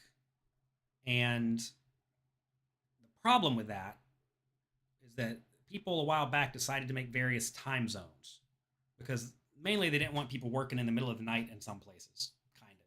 It's not really why. You can Google time zones to figure out exactly why. But I need to stream when it's good for me, because I'm the one streaming it. I know you are all the main characters in your brains, but on this stream, I am the main character. So given I'm the main character on the stream, we have to stream when I can be here. And the only time I can logically be here is 8 p.m. Eastern time on Monday. Every other time, when I try to line it up week after week after week, is not good. We also do my morning show, A Little Poker, on YouTube, Monday mornings, 9 a.m. Eastern. Why? Because that is when I'm available. Not the best time, but it's when I am available. And timing is tough. Like I said, though, we will probably change the free roll time at some point in the future. Not entirely sure. We'll figure it out, though. We will probably do something that's better for the Europeans at some point in the future.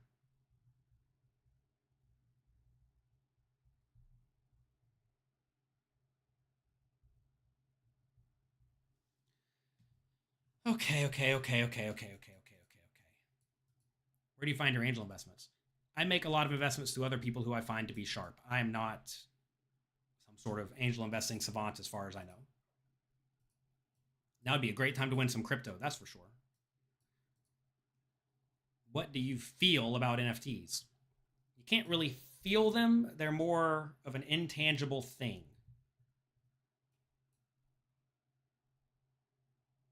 We have an affiliate code. Oh my God, Adam. You better sign up at pokercoaching.com/freeroll or you're not going to get in the tournaments. Goodness gracious, everyone. You go for art or investing. I like art and investing. You can enjoy both. The best investments, quite often, are both. Wow. Wow, we got a small pair. Look, in GTO world, it's probably just a fold, but we're not in GTO world. Po, Dunk, Den. Still Chip Lead In. That's pretty solid. If you want to see my NFTs, go to YouTube or OpenSea.io/Jonathan Little Vault. We flop a set. That is great.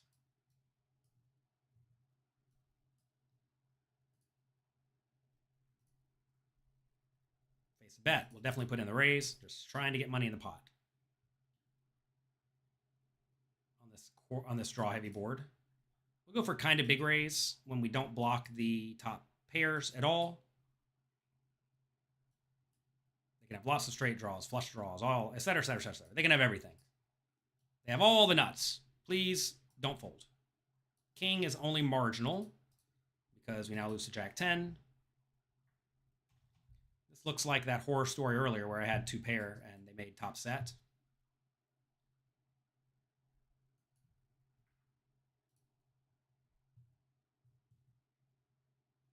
Prefer to have no leaderboards because they're rake traps. This is a free roll. There's no rake in this tournament. There's literally no rake in this tournament. How is it a rake trap if there's no rake in the tournament? You all are gonna have to go. You're gonna have to help me wrap my head around this one. It's a literal free to enter tournament. There's no rake. All right. Am I supposed to shove this?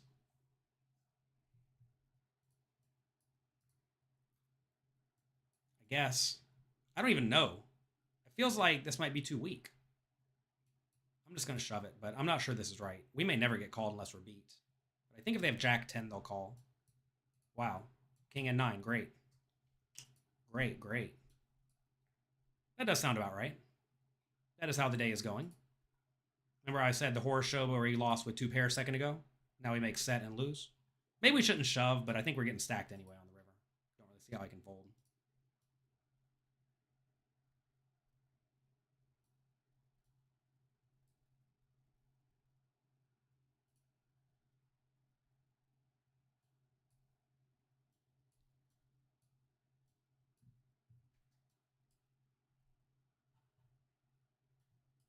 The most famous person I have met.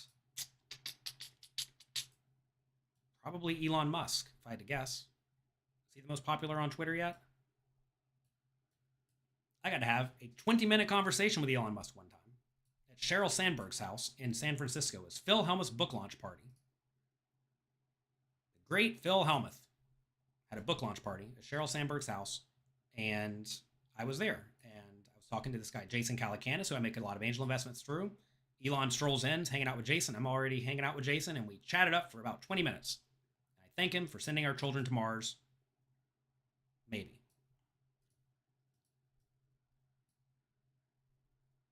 Can't believe that guy just had King 10. Actually, I can believe the guy had King 10 or King 9. Why wouldn't he have King 9? What else could he have? I thought if he had a 9, he would always call the shove, and I thought if he had a straight, he would always call, and I thought if he had a king, he may find hero calls. So that's lovely. Believe it or not, sometimes you're going to lose. A lot of people would have played that hand, and the earlier one that I had where I had two pair against the kings and the guy spiked the king, and they'd say, oh my god, the site's rigged. Oh my goodness, I lost some hands. Hate to break it to you, that's just normal. Get used to it. We're all going to lose these setup spots, such as life. Now, the question is, should I have shoved the river? I'm not sure. That might be a spot to just go, like, pot on the river. Because we're trying to get called by a queen, but I'm not sure a queen even calls half pot. So, like, maybe we are just supposed to blast it. I don't know. You have to make sure you're not betting so big to the point that you only get called when you're beat, which is kind of hard to do when you have a full house, but I had the worst full house.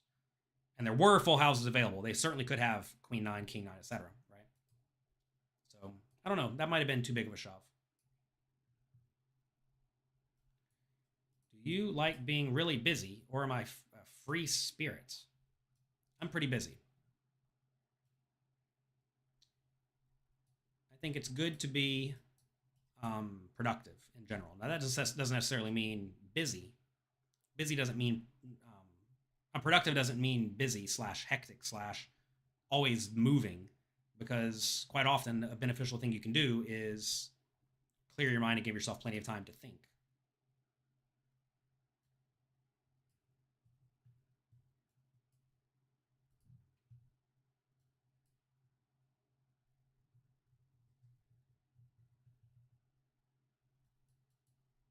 I love how I say there's not a lot of action at the 5-10 game, then they immediately give me full house against full house.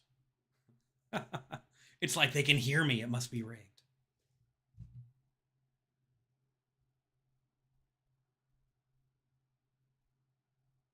By the way, all this is a joke. The site's not rigged, if that's not clear.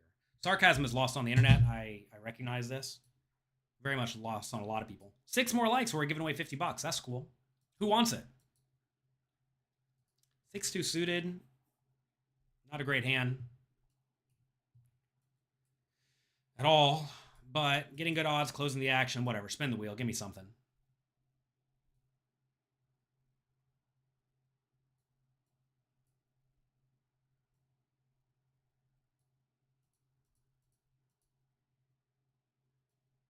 They give me a gut shot. No, not a gut shot. A backdoor straight draw and a backdoor flush draw. That's pretty good. That's about the best hand I've had in a while, besides that set that lost.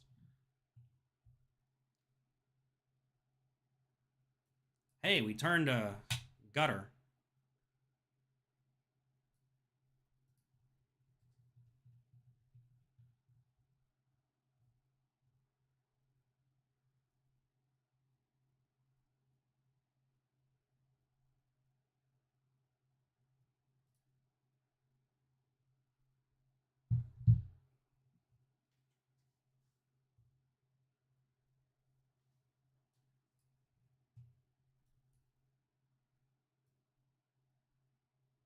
It would be great to see some Davis Malta art in your collection. Do I have some already? Let me look it up. I got a bunch of NFTs.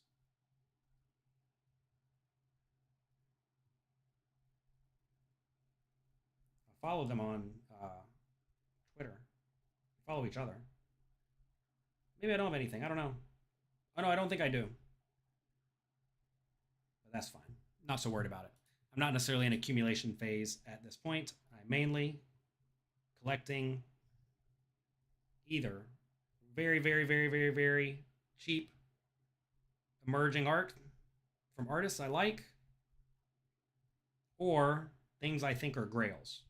Collect stuff you want to give to your kids, I think is a pretty good motto to have. Let's free bet it out.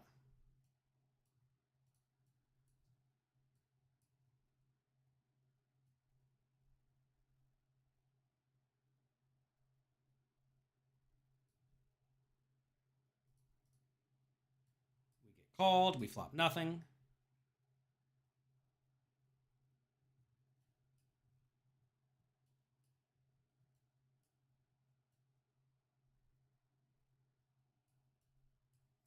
Gotta love the chat. They ask who the most famous person I know is, or the most famous person I've met is. I respond with Elon Musk, and then people in the chat say, "I don't like Elon Musk." That wasn't the question, everyone. The question was, who is the most famous person I have met? The guy has 192 million followers on Twitter. Okay, probably not a whole lot of you have me beat on this one. Doesn't mean I like the guy. To be fair, I don't know the guy. I think it's important to not have opinions about people who you don't really know. You see this a lot on the internet where people don't know someone at all, and they form very strong opinions about them. And I think that's kind of crazy, honestly, because you don't know people. You don't know them. You don't know what they're doing. You don't know what they have going on. But yeah, Elon posts some crazy stuff on Twitter. But I don't know the guy. Only talked with him for 20 minutes one time.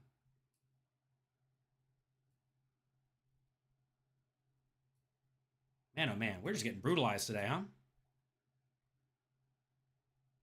Hero called and lost your stack. We are down to 85 players in the free roll. At this rate, I'll be down about $6,000 today on this free roll. That's fun. We're giving away 50 more bucks. Coming up soon. 2 more people away. Tripled up with ace king suited. That's nice.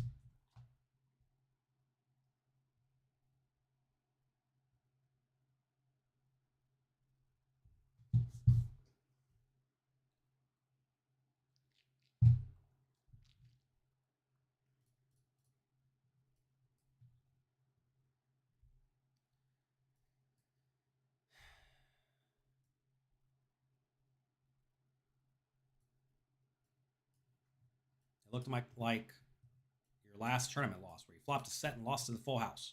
Well, get used to it. That's poker, as they say. Call in position, flop nothing.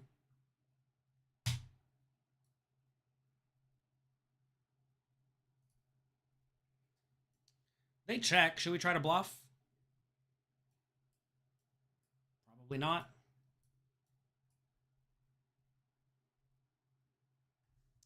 We have the next winner of $50 coming in. The next winner of $50 is... Are you ready for this? It is M5 Fox. M5 Fox. You get the 50 bucks. Congratulations. Enjoy.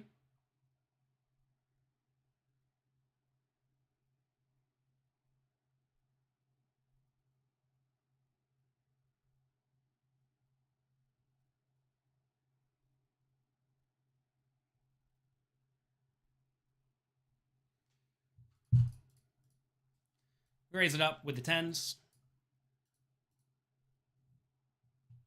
What are you playing at the moment? A 5-10 game.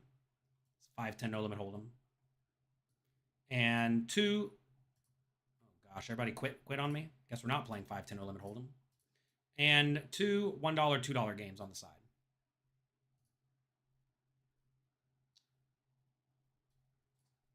Good thing they decided to quit me because I was losing every pot.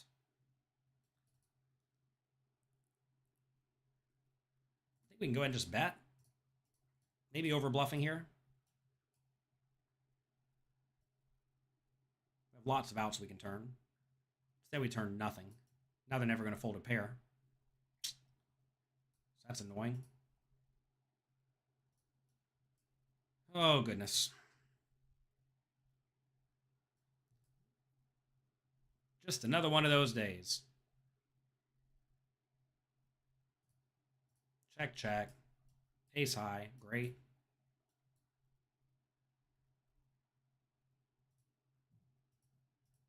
Raise it up. King jack suited. Calls. We get top pair. That's pretty good. Has Helmuth ever gone ballistic on me? Not really.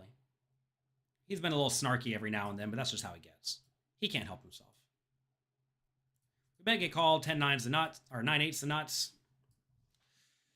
9-8's possible, obviously, but I think we can just keep value betting heads up.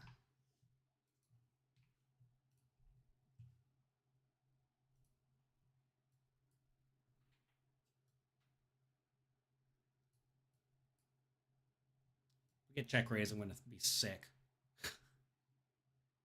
Thank God he just called. All right. All right, all right.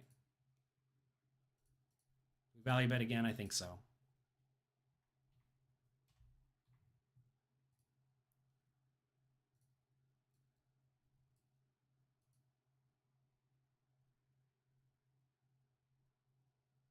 I do listen to the All In podcast.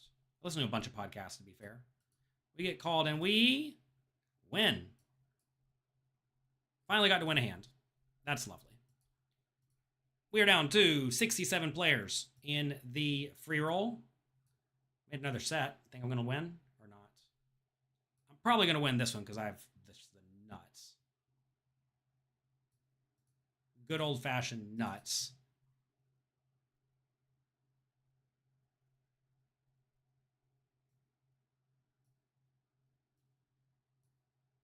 What's the craziest DM I've gotten? I honestly don't know.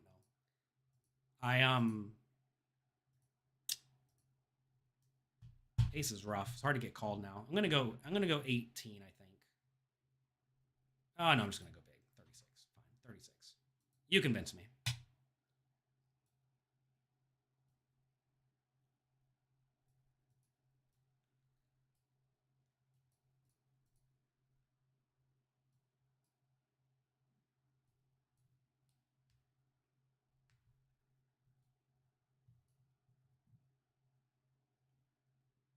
They fold.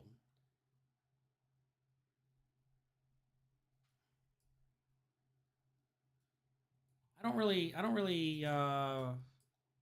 recall any super crazy DMs. People who make it into my DMs are usually pretty reasonable. Oh my god, tournament break. All right, I'm gonna take a break. I'll be back in just a minute.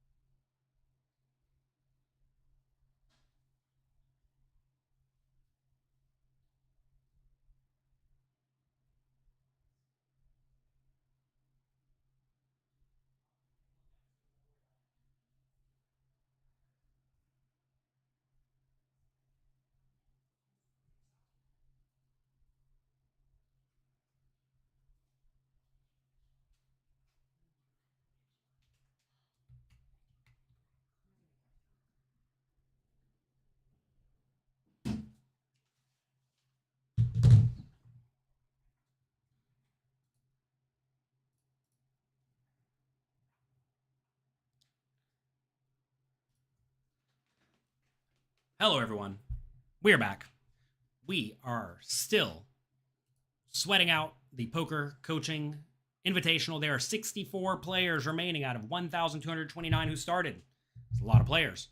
Currently, Jin War is in first place, followed by Fet Hat, No Winna, and a bunch of other people. Johnny the Joker. We have some cash games loaded up on the side. We will splash around in those while we are hanging out. We have 2 games popping off at the moment. Maybe there are more. Let's see. Yeah, I'll get on some waiting list. Might as well.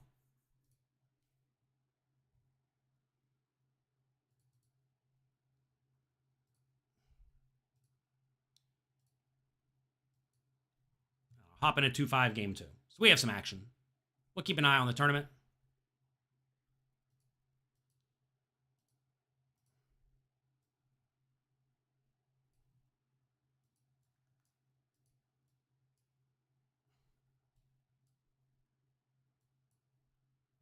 You're 3 big blinds after a genius shoved the 5-4 into your aces.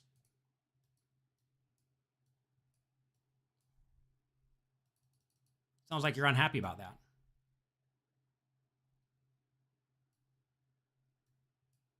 Somebody else got bad beat too. I don't know if you all have played poker before, but in a lot of poker games, if you play mostly good cards and your opponents play mostly bad cards, when they win, it's usually because they get lucky on you. That's how it works. $50 already in Ascension's account. Can't wait to spin it up. There you go. Enjoy.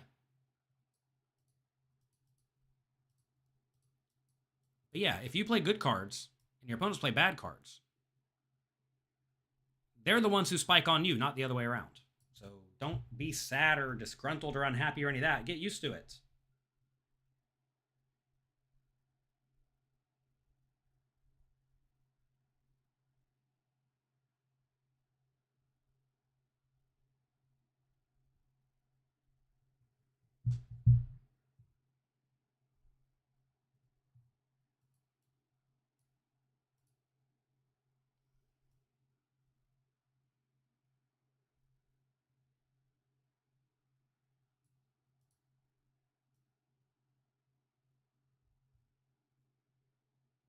I did indeed run 15 to 350K a long time ago. Maybe it's Ascension's turn to run it up.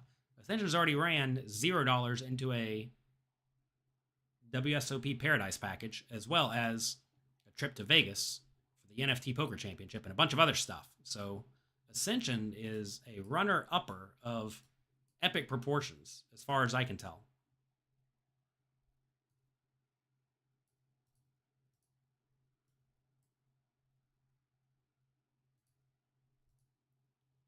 In the tournament so far, the players are still hanging out. Still some pretty decent sacks. Marcel sitting here with 25. Trailer Joe sitting with 33. Trying to battle. Trying to turn $0 into $390 today. 69th place got $4.20. He. Indeed, story checks out. All the fun numbers. We have the ace jack offsuit in the small blind. I'll probably just call an initial raise. We could certainly 3-bet if we felt inclined, but that's not mandatory. We flop nothing. Poker's hard when you flop nothing. It's really easy when you flop something.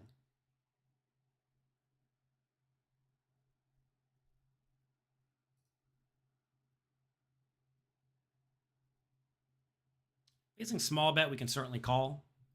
We may face aggression again on the turn, so we need to be prepared for that. But this is a spot where we certainly have a lot of medium strength hands that would want to check call and then check fold.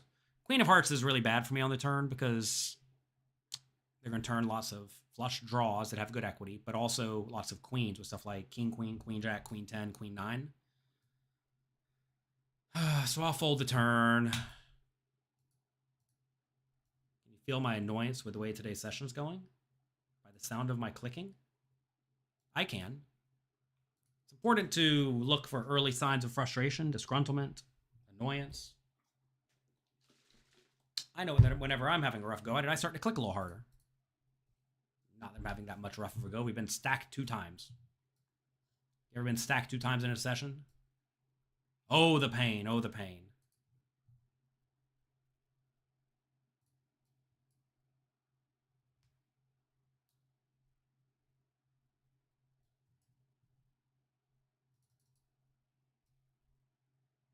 If you all start spewing nonsense politics in the chat, I'm going to start banning all of you. So don't do that. That's not what we do here. We're adults, okay? This is a kind vibed poker stream where everyone is trying to be happy and enjoy ourselves. Okie doke.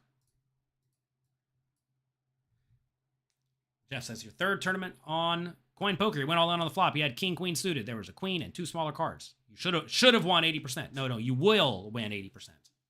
Buddy Riverview. Yeah, that's how it goes. Good game. Hope you got some money.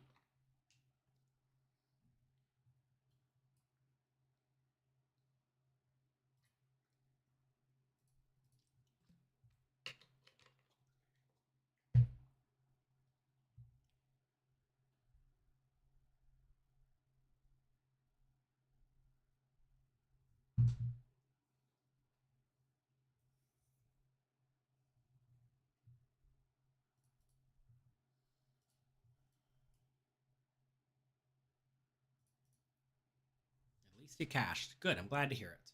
I am glad to hear it. Hope all of you are having a happy life. I know there are a lot of frustrations in life. I realize there are a lot of things that are completely out of your control in life. I realize there are a lot of just things happening. And it's easy to get on edge. It's easy to get on tilt. It's easy to be annoyed and disgruntled and frustrated at life, at other people, at situations, at scenarios. But if we can have a place here where we just hang out, play some cards, have some fun, I think that's a good thing. Poker's a great game because it brings people together of all different types. There's all sorts of people who play cards, right? And we can all exist happily. Last week's winner still alive with 155,000 chips. Awesome. Glad to hear it. Might as well back to back to back it. Player who won the first week got in the money the second week too. Jack 10 offsuit on the button. Do we just play it no matter what? Maybe we should. Well, now I'm definitely going to play it. Ascension currently in 11th place. Cool. We 3-bet the Jack 10 offsuit just for giggles. We're probably going to get 4-bet out of our seat. Oh, we get the fold. All right, I'll take it. Need to 3-bet more often, I guess.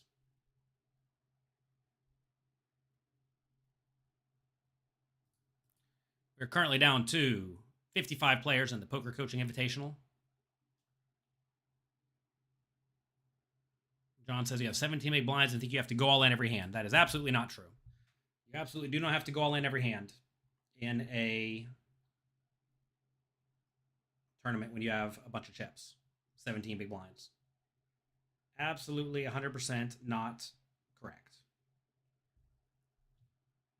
You can min raise, you can call raises. You saw me, I was defending the big blind with all sorts of trash and then getting crushed post flop instead.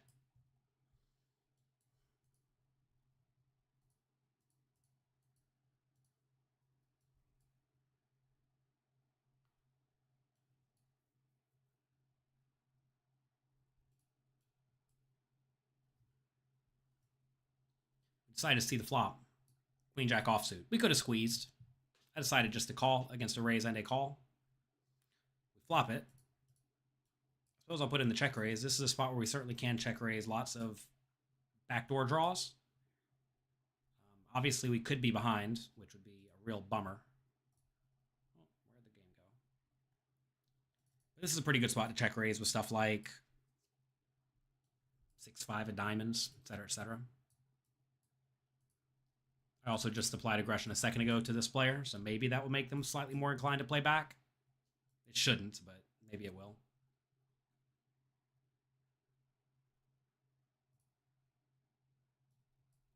They fold, though. It's tough to get action in those spots.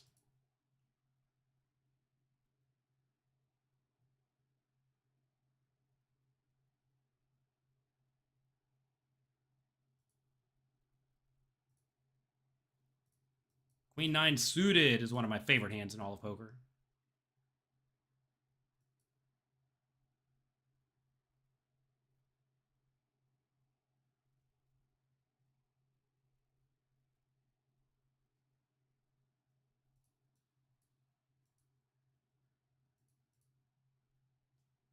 We flop a gut shot. That's what great hands are made out of. Any advice to crush $1 tournaments on a different site than this one? No. Probably play good cards. That's typical good advice for most sites. Play better cards than your opponents. I'm not going to bet again here. It's very easy for the opponent to have a 10 or an 8. They did call the small blind against the raise, so it's kind of tough to say what they have. They could just be in here something like Queen Jack, but whatever. We're just going to check it and lose.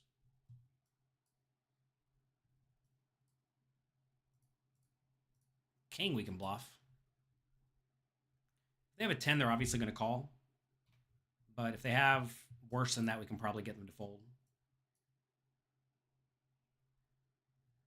Who is on my poker Mount Rushmore? I honestly have no clue. It'd probably have to be somebody like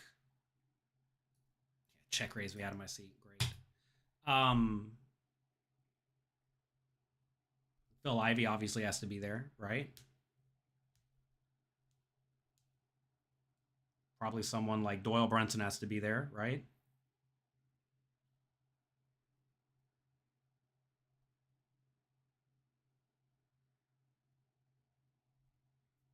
Negreanu probably has to be there. We're down to one left. Who would it be? Who would it be? Who would the last one be? Let me know in the comment section. Let me know in the chat. Who do you think the last person on the poker Mount Rushmore would be? First three I do not think are debatable all that much. Brunson, Ivey, and Negreanu. Who are the rest? How long did it take me to become profitable? Not long, because back in the day, everybody was really bad at poker, and I studied and they didn't. Can I please humiliate Helmuth? Why would I humiliate Helmuth? That's not kind. It's not really my vibe to try to humiliate people. I try to make people feel good and happy. Not bad. I realize that might make a lot of people feel happy if I was to humiliate Helmuth, but I don't think so. I might be slightly snarky to him. I'm not going to be overly humiliating him because he's always been kind to me. That said, I realize he's not kind to other people, so maybe someone needs to put him in his place in a very non-expected spot. We flop trips, multi-way. We'll just make a small bet. We'll probably pick it up.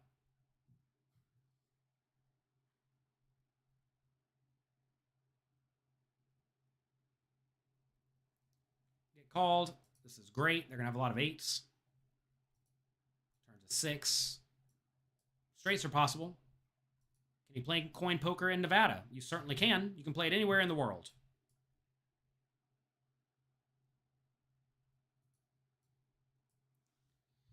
We're just gonna keep betting here. I mean, yeah, they could have the 9-7, but besides that, it's like whatever. I'll call. Oh, 6 and 5. Okay, that kind of day. Someone predicted it. You get to watch me get stacked, huh? Yeah, you do. Luckily, they only had 50 big blinds. That was a gift.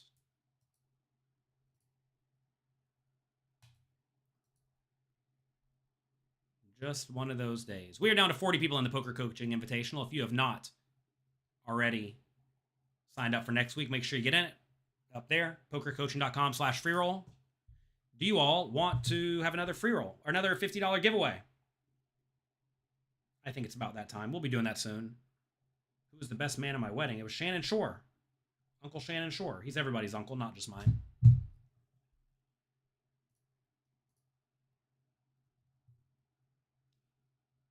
What's my table game at casinos between tournaments? None, obviously.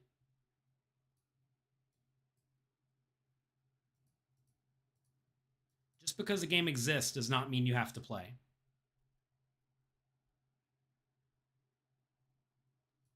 In the past, I have been a sucker for blackjack and sports bets. I would recommend against both of them to everyone.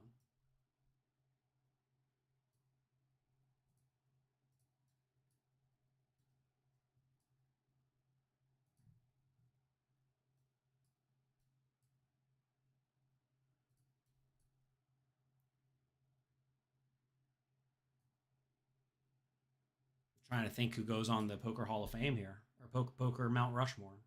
One more to go. Ivey, Negreanu, Doyle. Who's the last one? Are we supposed to put Helmuth on it? Is it someone like Stu Unger? I don't think so. I've been working on getting some Stu Unger glasses. These are not them. They're not going to work quite right. I think these are them though. Stu's were blue. We put in the 4-bet here. The annoyed Stu Unger 4-bet. Dial him right in there.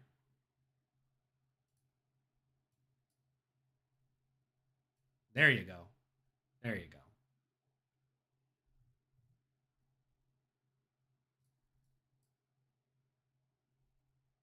How do you get in this tournament? Go to pokercoaching.com/freeroll. Follow the directions. Flop top 2 pair. Try to not run into a boat again.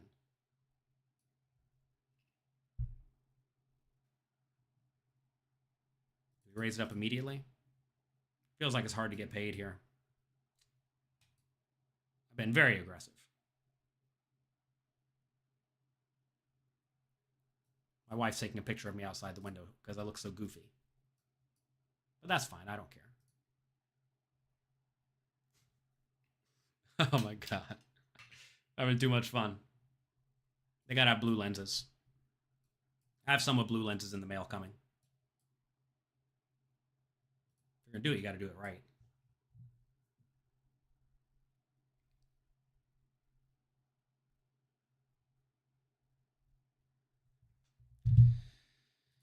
Oh, it's hot in this room. We're gonna have to find another table.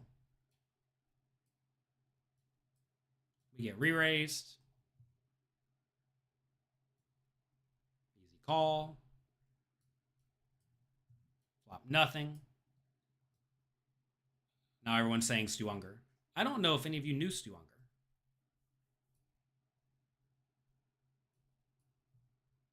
I have a shirt that has the Stu Unger story on it. It's an interesting one. Jonathan Jaffe. Yeah, I put a Jonathan Jaffe on there. I think that's a good idea. There you go. That's the 4th. Jonathan Jaffe.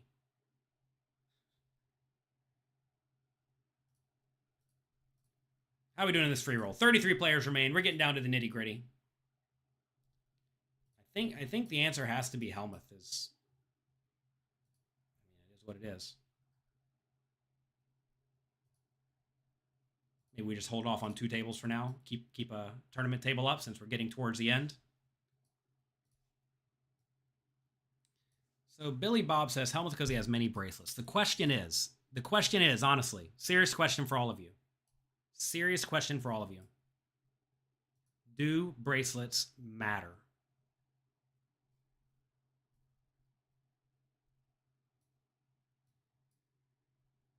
I think the obvious answer is no, because they're just generic tournaments. Marketing is a very powerful thing. People will care about anything if you tell them they should care about it enough. And the World Series has done an impeccable job of telling people you should care about these particular tournaments, even though in reality, these tournaments are the softest tournaments at this buy-in level. So it's not like these are the toughest tournaments. It's not like this is a chess tournament where all the best players in the world have gathered and this is definitively determines who the best players are or anything like that. And they play a bunch of sporadic games. Does it really matter who played sporadic games? Like, not really. So, should we care? I don't care that much. That said, I have 0, so maybe I don't care because I have 0. I personally think you should care about the players who are consistently winning at the highest stakes games against the best players in the world. I think those are the players who are definitively the best. 8-7 suited, turn king of diamonds. Check. Hope they just check.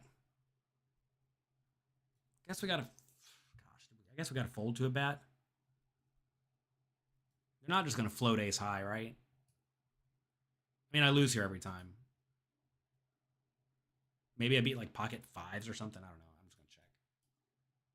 Yeah, I mean, we just can't win that hand. Maybe I'm supposed to bluff. If I bluff, they probably just call anyway. So why do we care about bracelets? Because they've told us that that's important. Back in the day, in 2006, 7, and 8, y'all may not know this, but they used to have tournaments almost as big as World Series tournaments at Bellagio. I actually have a bracelet from Bellagio, literally right here. It says Bellagio. It's actual gold. $5,000 worth of gold. Maybe more like $8,000 nowadays. $8,000 worth of gold. Nobody cares. Why did they not care about that random 500-person tournament, but they care about the random World Series $500 tournaments? Marketing. Bellagio tournaments completely died. They did a horrible job, an atrociously bad job of marketing their tournaments after a while. They were booming for a while, and then they literally ran them right into the ground. And now nobody cares at all. Marketing's a heck of a thing. And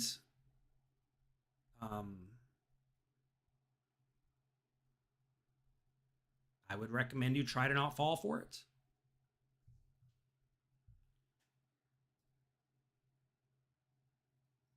I mean, Seidel, no, I'd put Helmuth on before Seidel. Roble could be a good one, actually. A lot of what Roble does is very unknown, though.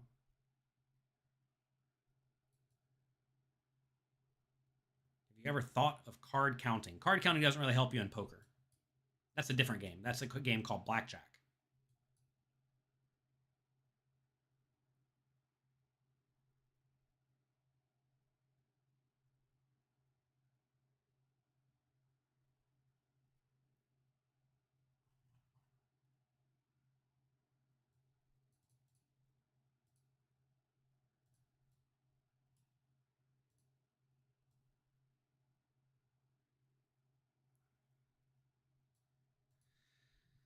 Oh, goodness, everybody. Outside or O-side says Stu is a horrible pro based on what you read. But pure talent was scary. It's important to realize what you've read about people is probably not accurate.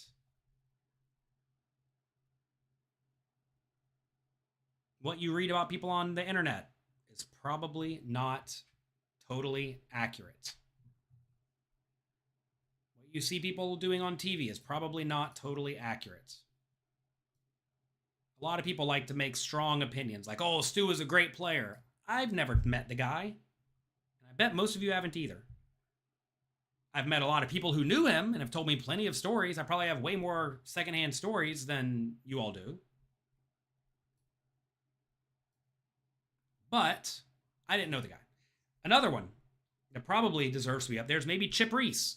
But again, I don't know. I barely interacted with him only a few times. Seemed like a cool dude. But I did not know him personally, really. So would I say that I would have to put him on Mount Rushmore? I do not know. I do not know. It's a tough thing, right? Because you don't know what you don't know. I recognize I don't know a lot of stuff.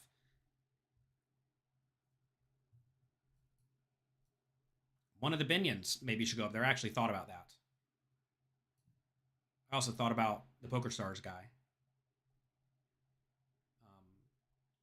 But I don't know. I mean, I guess in reality, it just has to be Helmuth if we're talking about straight poker players who have decent results. But at the same time, his results are primarily on the thing that he focuses on, which have been World Series of Poker tournaments. He doesn't have a whole lot of results outside of World Series of Poker tournaments. Because, to be fair, he doesn't really play them.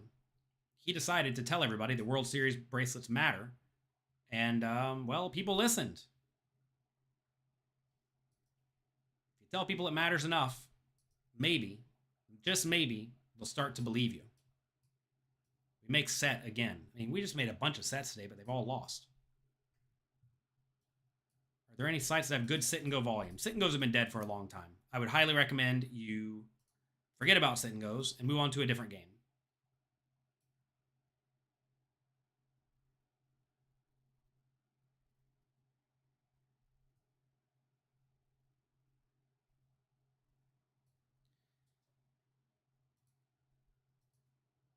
Well, lost my table. I think I won the pot. Did I win the pot? No, I got called. All right.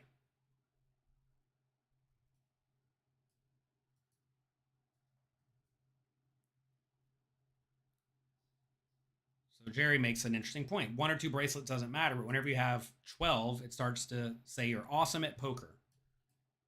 Well, think about this, right?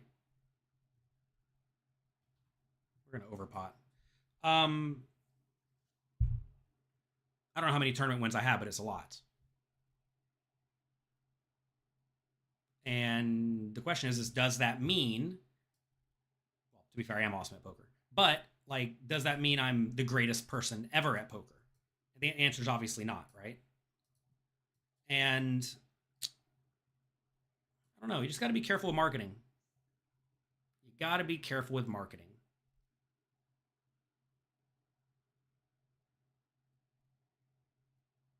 Anytime someone's consistently telling you something matters, but you don't really get why, or like once you are kind of in the know, you don't understand why. It's marketing. Oh gosh, what's the name of the guy that got taxes? Billy Baxter. Maybe Billy Baxter's the right answer. Who gets on Mount Rushmore first, Billy Baxter or Phil Hellmuth? Google Billy Baxter if you don't know who Billy Baxter is. I've known Billy Baxter. I've played with him a decent amount. He helped make it to where pros can write off taxes, which is super valuable. Take a look at Billy Baxter. That might just be the answer.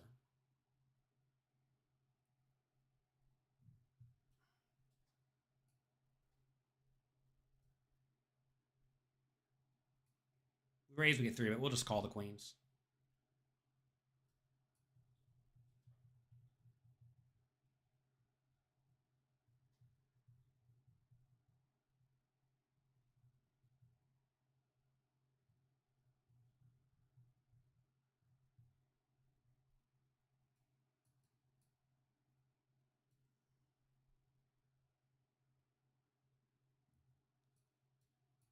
It is interesting to consider, like, people back in the day, if they had the ability to be very public facing like they do today, would they have done a lot of the crazy things that people today do? I mean, people talking about Doug Polk had me considering this, right? Like how he crushed all of his fans' money that one time with that crypto thing that went down and went to total zero that he told everybody to put their money in. And like, I wonder if people would be forgiving of that if that happened back in the day. Because I know, well, going back to what I told you all earlier, if you give people fun and money, they like you. If you give them not fun and you take their money, they don't like you. When you take people's money and you just torch it, that really sticks to people, I think. And I wonder though, like if Helmuth, for example, well, heck, you see some of the hats he wears, right? Maybe he would have. This is just annoying, right? It's just annoying. If he had the opportunity back in the day to like get in something like Twitch or YouTube early, would he have done that and been very vocal about, hey, put all your money in? I'm not even going to say any names because you'll all take a screenshot and say that Jonathan Lewis says put your money in this. Um, and like, would he be doing things like that, or other people? Like, I mean, Billy Baxter. I don't know if he would have had a YouTube channel if that was a thing back in the day, right? I was trying to think of people who have not like totally overtly wrecked people's money, because I think if you have overtly wrecked people's money, like your fans, if you've wrecked your fans' money, I don't think we can put you on the Mount Rushmore. Maybe we can, but I don't think we can. Feels a little bad to me. I'm going to bet this flop, although we probably should check a ton. I'll just check it. I don't know. Poker's a tough thing. What makes a good, like what gets you on the Mount Rushmore? Just being straight good at poker? It's going to be the cash game players probably, or some of the sicko online guys. You probably don't even know who they are.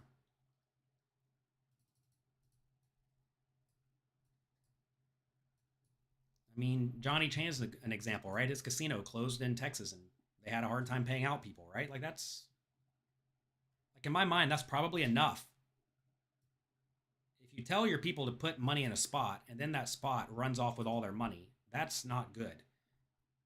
Hopefully, you're paying attention to Jonathan Little, by the way. I'm not telling you to put your money in lots of these things, right? Stay safe, protect yourself before you wreck yourself. I'm just going to fold this. I don't even know what's happening. It's been an annoying day.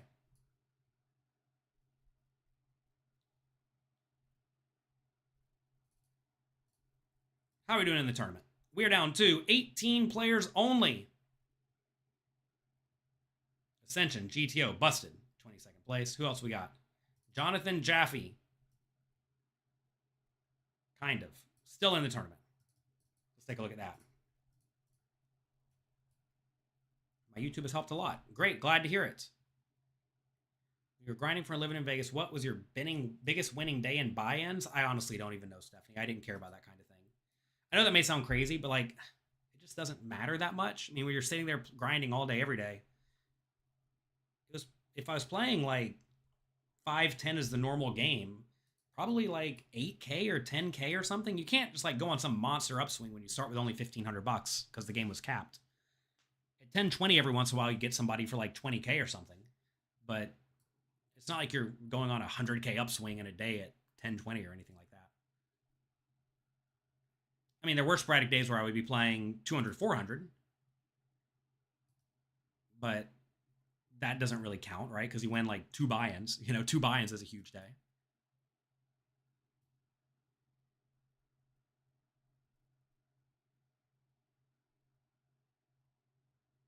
Sit and goes were fun on Party Poker. Indeed, they were. Sit and goes were a lot of fun on Party Poker.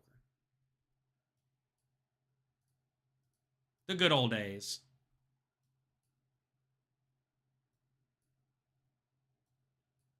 If bracelets are arbitrary, then why don't all these people who are supposedly better than Helmuth just quickly get more than him and shut him up? Well, if you look at a lot of the younger players who seem to care about bracelets, they are.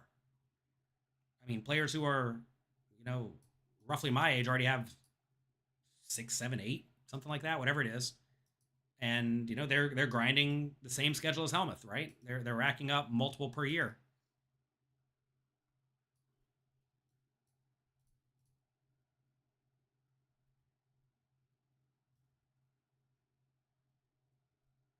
I mean, take a look at players like Jeremy Osmus, Scott Seaver, right? They're in there battling, playing all the games,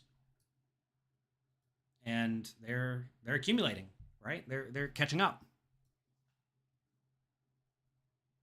Also, it's important to recognize that a lot of the call them quote unquote old school players got a lot of their bracelets back in the day, right? When the tournaments had 300 people in them. And it's a whole lot easier to win a 300 person tournament than there is a 4,000 person tournament.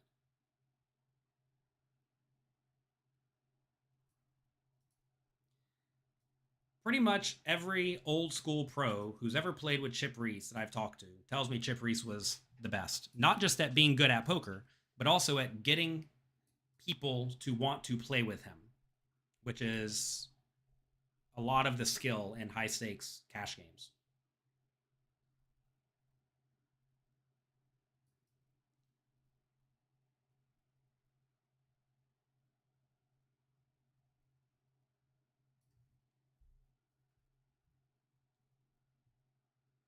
The Jonathan Jaffe in is not the real Jonathan Jaffe, as far as I know. Someone posted that as their screen name earlier. Looks like Jonathan Jaffe is running away with it, though. That's fun. You played with me in 2014, and I threw my cards at the dealer. Well, when you muck, you have to throw your cards at the dealer. You can't just, keep them. Whenever you're playing poker in a casino and you have to fold, you have to, take your cards and throw them in. Jonathan Jaffe, not the real one. Doubles up. Argo. 15 players remain. Some of the most rude people at the poker table, in my opinion, are those who fold and they take their cards from right here where they're looking at them and they put them right here. They're like, fold. And then they make the dealer reach all the way out there to grab the cards. They have that line on the table, not for your comfort, but for the dealer's comfort. Everything you do should be within the line, the betting line, which is not an official betting line. But everything you do should go past that betting line for the comfort of the dealers, because if they have to reach farther than that betting line, that's where they start straining their backs for the most part for a regular, normal-sized human. And you, as a courtesy to the dealer, should always make sure that everything you do is a little bit or a lot past the betting line, which implies your cards go into past that whenever you go to muck them. Your chips go past that line when you put them in. Very, very, very, very important to do that so you are not a jerk.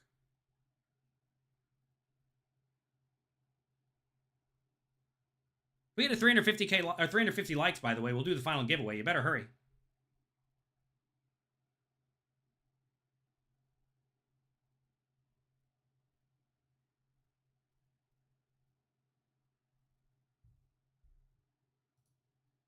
Table is closed. We're down to 14. We're getting down to the nitty gritty. Look up Captain Can, the chip leader.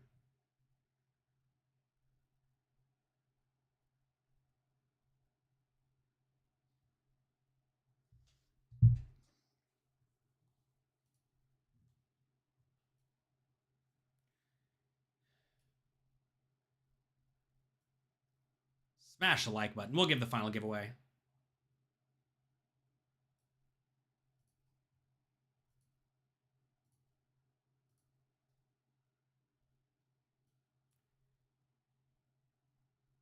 You don't think morals have anything to do with being the best in your field? Yeah, it's a tough thing. Tough thing to consider. Should people aspire to be someone who is not a good person, who is good at a craft? I mean, I would say obviously not. Right? I don't even think it's close. You should not aspire to be someone who is really bad at life or, dare I say, morally bankrupt. Are those the people we want on our Mount Rushmore? I do not know. It's hard to determine what the best poker player is at the end of the day, right? I don't know. If you're good at tournaments only, are you the best? If you're good at mixed games, are you the best? If you're good at cash games, are you the best? If you're good at everything, are you the best? I don't know. Because honestly, it does not matter. Most things don't matter. Especially things that are horribly arbitrary. Crypto King still in. Does anybody feel like the Crypto King today? You're only the Crypto King if you sold everything about a week ago. If so, you're the king.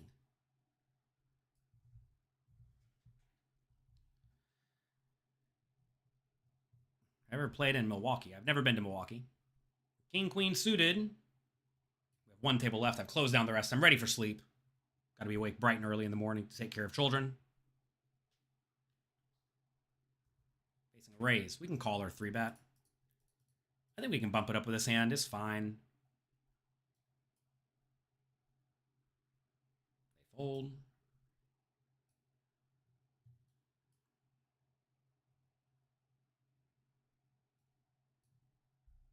have an all-in from Crypto King. Rejam from Trailer Joe. King Jack looking pretty live. 2-pair no good. It's tough when 2 pairs no good. Brutal. Just like that, Crypto King is long gone silver. If you're enjoying today's show, click the like button, click the subscribe button. If we get to 350 likes, we'll give away 50 more bucks to one of you who is here.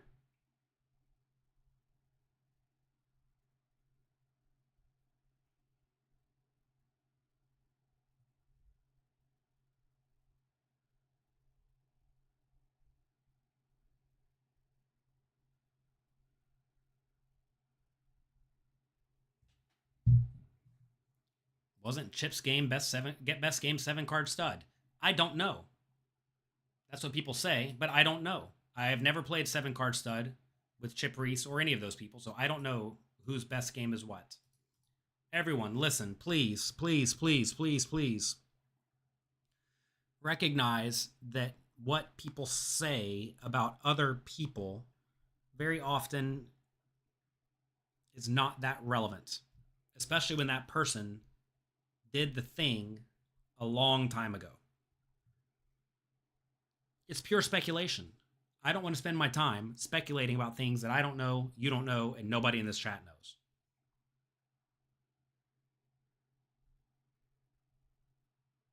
I'm sitting here thinking about my best friends in poker. I don't know what their best game is. Or second best if they think it's obviously no limit hold'em. I have no clue. And I'm talking about like mixed game players, right? And gosh, I think just people think they know stuff they don't know. And that's not surprising, but it's kind of like a downer because I try to do a lot of stuff on this YouTube channel to try to let you all know that there's a lot to learn. And some things are not learnable because the information is gone. The knowledge has disappeared. And because the knowledge has disappeared, there's nothing you can do anymore. Right? And I mean, certainly you can try to dig it up and be a poker historian. And there are certainly poker historians out there who have thoughts about these things. And I guess I would default to them. But even then, they don't know. Or a lot of them don't definitively know, right?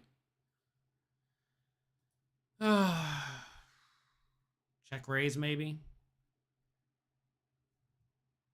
Sure. Check instead. Turn awful 10. Man, oh man, this day has been a great one. Check. I mean, we can value bet at this point, but I certainly don't love it. There's just a lot of stuff out there you don't know. And a lot of people think they know stuff that they don't know because, I mean, this is just so annoying. They think they know a lot of stuff that they don't know because somebody said it and they think that person knew what they were talking about. I mean, you can just see this. I'll give you a story as soon as I figure out if I'm going to call this or not.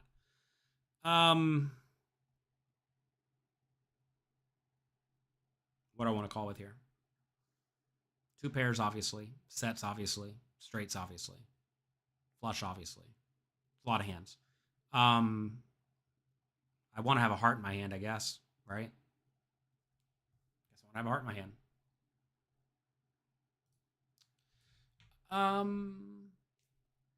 What was I saying?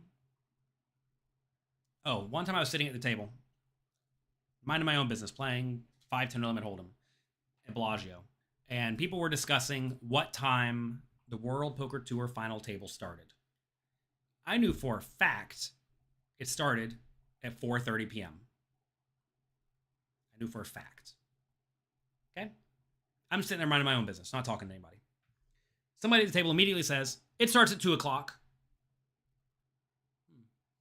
Then another person said, yeah, I think it starts at 2 o'clock. And then someone said, what time do Mike and Vince get there? Oh, they get there at 1:30, 30 minutes before. I knew for a fact Mike Sexton and Vince Van Patten were not going to be at that final table that day. I knew for a fact. I knew 2 definitive facts that people at the table, multiple of them, were having a conversation about that was completely incorrect. Now, you may say, why didn't you correct them? It's not what I'm trying to do here. It's not my place. They're having a conversation. They didn't invite me into the conversation. What I'm saying, though, is there were people at the table who had a full conversation about how the tournament starts at 2, Mike and Vince get there at 1:30, the tournament don't start at 2, and Mike and Vince aren't even going to be in the city. So how does this happen? These people think they know something they don't know. And then they act like they know something they don't know, and that deceives other people, either on purpose or by accident. In this case, it was obviously by accident. And that's crazy. That's crazy to me that people fall for this, that on either side, that they think they know stuff they don't know, or that they believe what other people say who don't know what they're talking about. Like when people tell you put all your money on this, on any crypto exchange, and that it's 100% safe and that your money's safer than in a US bank. That's crazy. Anybody who says that is either really dumb or they're lying to you. And you have to be smart enough to recognize this.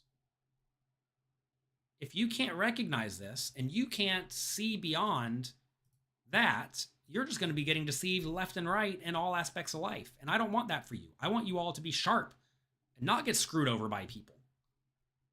I want you all to see right through the nonsense. And look, a lot of people aren't trying to screw you over. They just think they know stuff they don't know, right? Like Chip Reese is great at 7-card stud. I mean, I don't know. I hear it, but I don't know. And so anyway, be careful with this. Be careful with this, especially in social media. You also got to follow the money. You got to follow the money. That's going to be very beneficial for all of you. Figure out why people do what they do, and then you can learn what to wholeheartedly trust and then wholeheartedly not trust, right?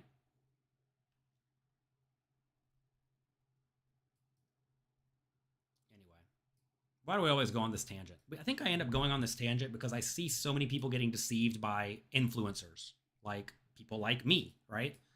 Who don't have their fans' best interest at heart. You all got to realize I make money when you sign up to my poker training site. That is where a bunch of my money comes from. And if I don't help you get good at poker, you will not sign up to my poker training site. It's in my best interest to help you all make money from poker, which is really good because our interests are very much in line, right? It's not my job to sell you a blender or God knows what else, any other stuff, right? We want to 3-bet this. Sure.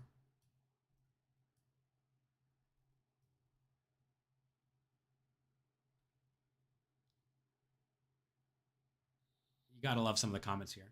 Are you saying you don't think O.J. Simpson should be in the Pro Football Hall of Fame? I don't know anything about the Pro Football Fame's qualifications. I don't think I've said O.J. Simpson in a long time. Why would you possibly even think that in the chat? Like, that makes no sense. We're just, I mean, maybe we could bet small here. I don't know. I'm just giving up.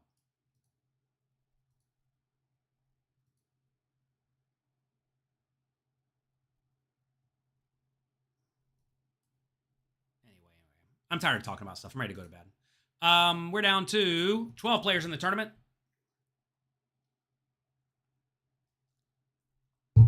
Protect yourself before you wreck yourself, friends. Resume.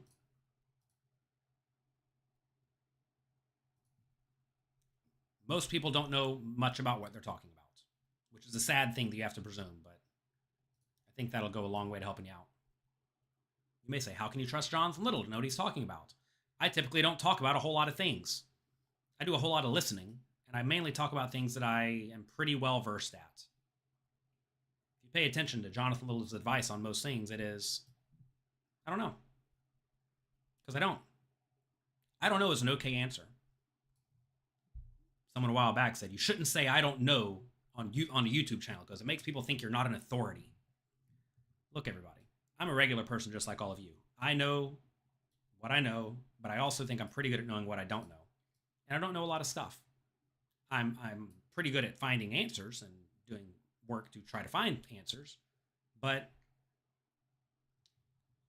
I'm just somebody trying to make it in this world and help other people enjoy their experiences as much as I possibly can.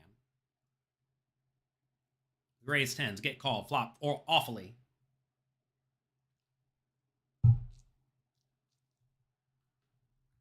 do you think is more responsible for the poker boom? Chris Moneymaker or what's the other guy's name? You know the other guy? Who do you think I'm going to say?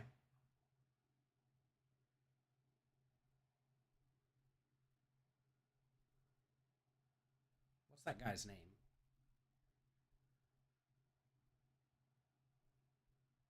Man, my brain's blanking. He made Transformers. Henry Orenstein. Orenstein?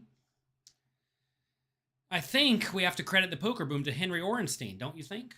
Who else could it be? He invented the whole card camera. In 1995, did a bunch of iterations, and finally got it working on poker shows. I think we have to credit him with the poker boom. Because as much as I like Chris Moneymaker's name, I'm not going to say it could have been anybody, but it kind of could have been anybody. I get that his name Moneymaker is quite nice. I get that his story of turning $2.50 into $2.5 million is quite nice, or whatever that story was. But at the same time, being able to see the cards was groundbreaking. Jonathan Jaffe out of the tournament. We're down to 11. Next player out gets $15.60.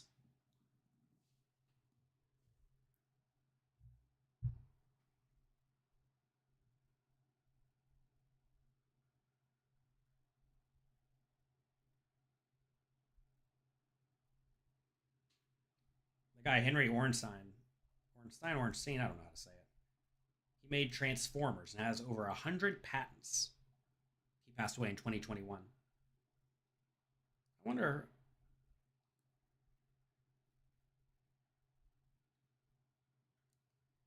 NBC Sport President of Programming John Miller said that Ornstein is single-handedly responsible for the success of poker today. Maybe we found our Mount Rushmore person. What do you think? You think we did? He was the creator of Poker Superstars Invitational on FSN. I loved that show as a kid. I remember watching that show and thinking, when I turn 21, I'm going to wreck these players. It was a sit-and-go format with all these old-school pros who didn't understand payouts at all. And I thought, oh my God, these guys are terrible. Then they canceled the show before I got to play on it. Doesn't really say about like how he actually got stuff going how he actually made it happen. I wish I had a better history about the whole card cam. That would be cool. Oh my gosh, he died from COVID. Brutal. He was 98 years old. Savage.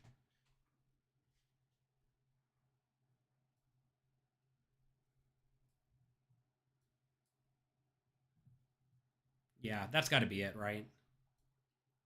I mean, maybe whoever invented No Limit Texas style, whoever that is.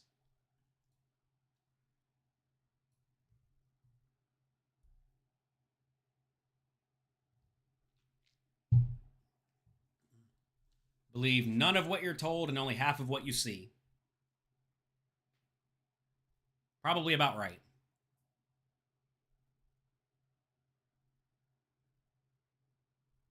I mean, it's okay to not know.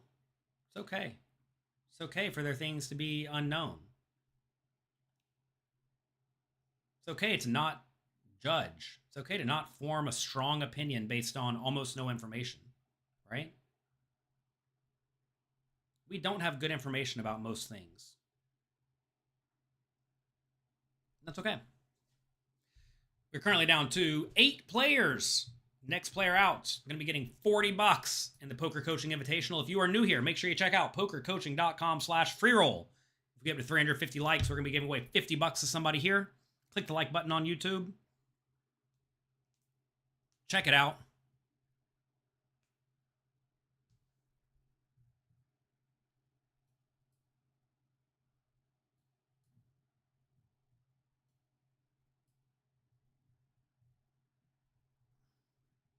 Still have any Magic the Gathering cards? I do. I have a bunch of Magic Gathering cards sitting right behind me. A whole mess of them. Basically everything you need to play Vintage. Maybe I'll go play again. However, I really don't like the judging system in Magic the Gathering in real life competitive tournaments. They are very strict. Which, to be fair, they probably should be because they are competitive tournaments, but I don't play enough to be super sharp with all the rules and whatnot, and I'm inevitably going to be sloppy. And when you're sloppy, you get in trouble. I don't like being in trouble.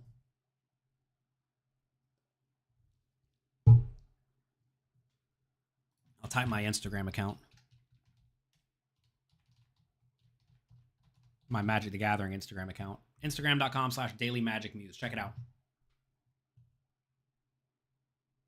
Curious about Andrew Roble. Well, so look, it's generally thought Andrew Roble is one of the best high-stakes cash game players, right? But do you really know? I don't know.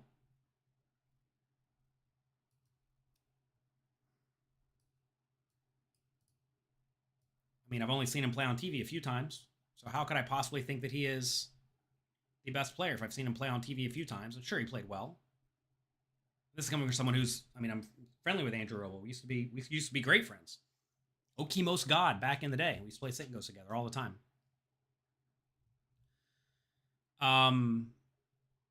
Greg Raymer, definitely not. Yeah, the Poker Stars guy, Scheinberg, maybe. I thought about Mike Sexton too, but I don't know. I don't think so. And this is coming from someone who loved Mike Sexton. I love Mike Sexton. I published his biography. Life's the Gamble. Check it out. Get it. It's a great book. It's got pictures in it. He wrote me a beautiful letter in mine. Very sweet of him.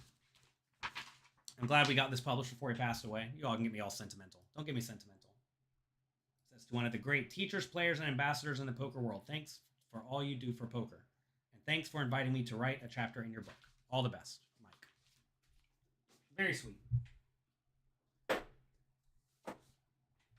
When Mike died, they had an auction for some of his stuff, and I won his chess set.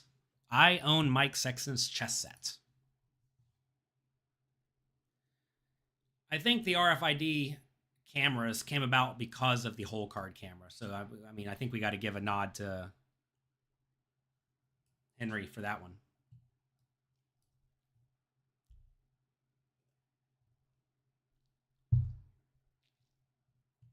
We're currently down to 8 players in the tournament.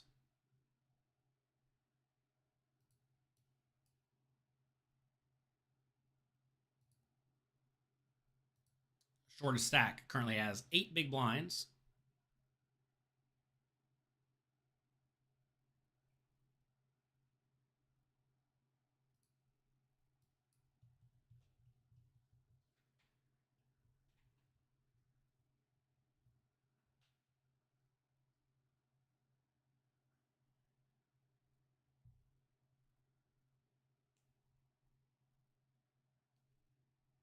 Curious why he bet over pot when he had pocket 10s and hit a straight. On the river? He bet river, and I needed to raise. Needed to raise some amount. Stacks were very deep. So you can typically raise bigger as stacks are deeper. I realize on 4 straight boards, often you should be raising kind of small. But I think it's a fine spot to raise. It was like $15 or something. Or 15 big blinds. It was not big.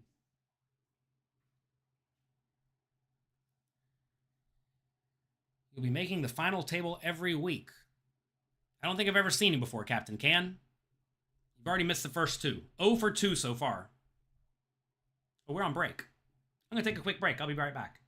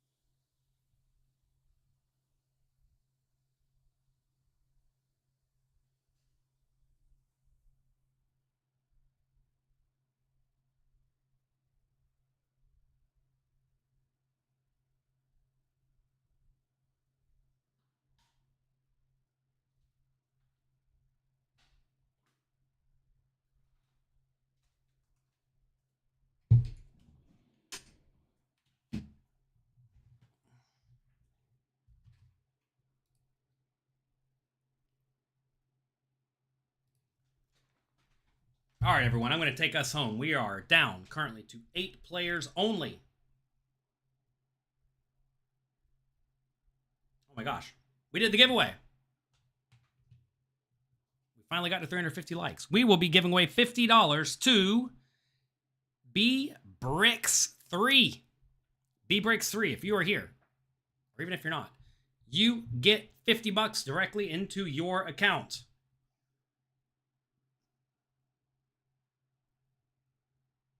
Congrats on winning the giveaways. Congrats to the 5 winners who got $50 each. Congrats to all the people who are currently down to 8 players in the free roll. We have 8 players remaining.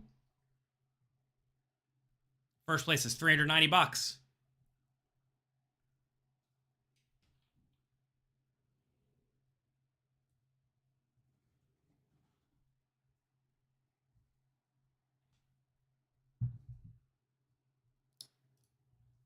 Here we go. Let's get back in the action.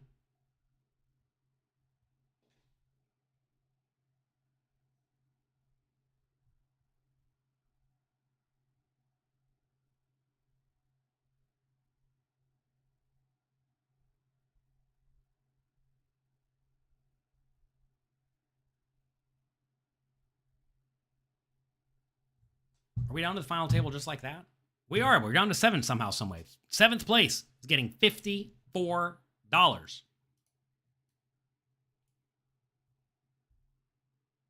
Let's go, Jay Card Shark. Get that 2K. I can't get the 2K. I lost the tournament already. This is a free roll. It's a free-to-play tournament for all of you here. If you're showing up just now, you were late. But you can play next time. Go to pokercoaching.com/freeroll. We give away $2,000 every single week. I want to make sure you get your piece. You get your piece by going to pokercoaching.com/freeroll, follow the instructions, and getting in the game. As far as I know, next week we will be streaming at this, or we'll be playing the game at the same time. Although maybe it'll be at a different time. I'm not 100% sure. We will figure it out. 1 second. I'm taking care of something. Okay. Yo, cool stream on X. Hello. Welcome, Aaron Jane. Hope you're having a wonderful day. If you're new here, my name is Jonathan Little. We are currently observing the final table of the Poker Coaching Invitational, a weekly $2,000 free roll. Coin Poker has been kind enough to me to give away $2,000 every single week for the next year to all of you. Straight up money given to all of you, $100,000. To get your share, take a look at pokercoaching.com/freeroll and get in the game. Oh my God, is Cameron's name B Bricks or is that a bluff? That could be a bluff. Doesn't really matter. B Bricks won the giveaway for $50. You are preaching, John. You are a cult. A cult of normalcy and logicalness and hopefully good vibes. All right, let's take a look at the chip stacks. We have a short stack here, 6 big blinds only. Wow, these names today. Gas Station Sushi, 6 big blinds. Zoten, 18. PK Bones, 15. Yes B, 47, chip leading. Mad S, 22. Fletcher Sketch, 20. And Captain Can, 19.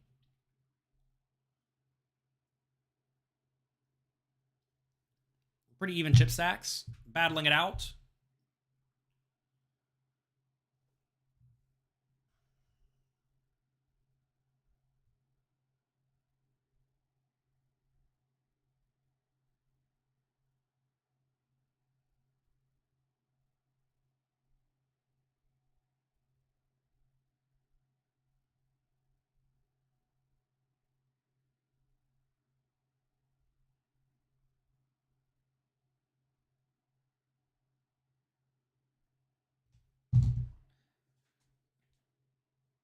SB, big chip stack, 38 big blinds. This is a great spot to be raising very frequently for the big stack.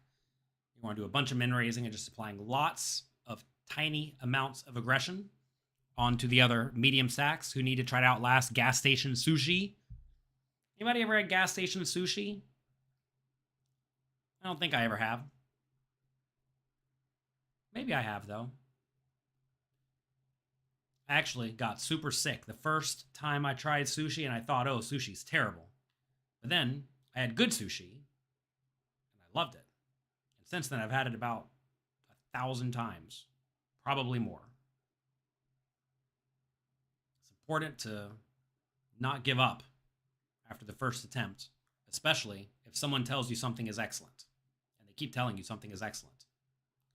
Hurry up, let the man go to sleep. Yeah, you all know I have kids to take care of in the morning. They're going to be up soon.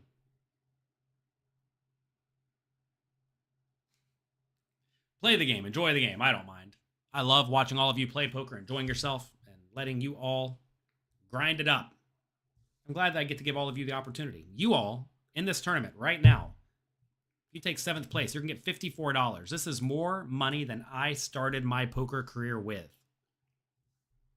Think about that. And you're winning it today for literally free. What would you say are the 5 best poker books you should read first? First. Well, what is the purpose? What is the goal? What are you trying to learn? You're trying to learn tournaments, cash games, poker theory. Are you great at poker? Are you new at poker? Are you bad at poker? Right? It's a big, big question. Good book to start. As a generic good place to start. Mastering Small Stakes, No Limit Hold'em. Here it is.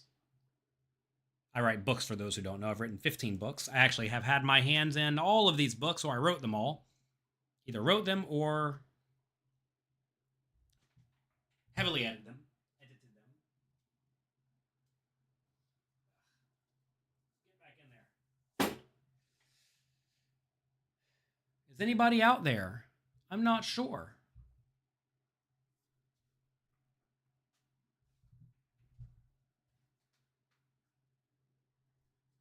You're half for final tables now.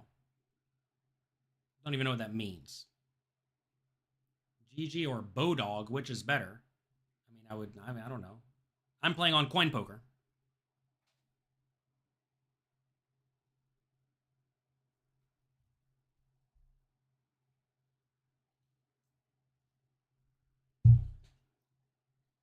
A raise from YesBe, a call from Gas Station Sushi on the button off the 8 or 9 big blind stack. All right.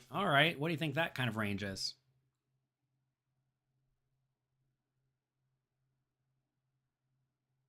Big blind calls as well.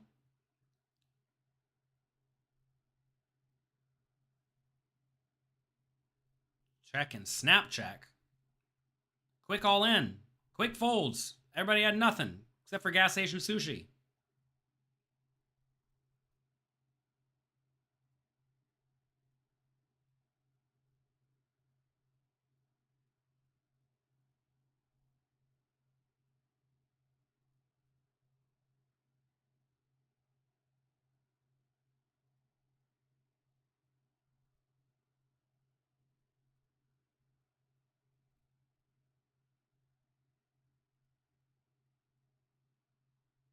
Limp from small blind. Snap check from YesBe. I would definitely recommend you do not use the auto buttons in any scenario.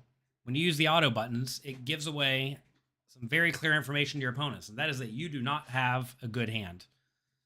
Like if you click the auto check / fold button, when somebody limps and you snap check, it basically says I don't have good strong high cards at all. So high card flops are going to be really, really bad for me. And that's not good. Right? Because then they can play very, very well against you. They can just make small bets and push you around, especially on the middle or especially on the high card boards. You're playing next Monday. You love it. Good. I'm glad to hear it. If you want to play next Monday, make sure you check out pokercoaching.com/freeroll.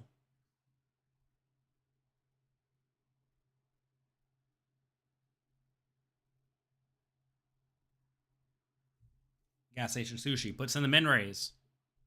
Gets called by PK Bones on the button. Re-raise from YesBe. Probably a good hand. Fold from Gas Station.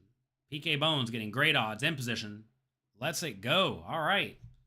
I would venture to say that whatever PK Bones has should probably call there. If they're going to call the initial raise, it's probably good enough to call the 3-bet, but it probably wasn't good enough to call the initial raise.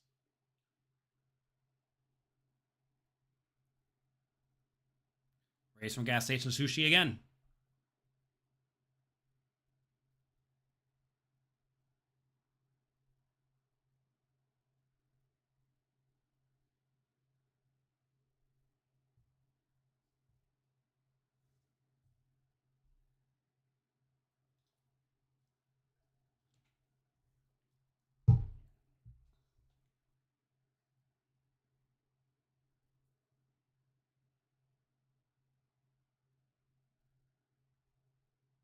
Blinds are going up. Yes, B. Still chip leading, but now with only 30 big blinds.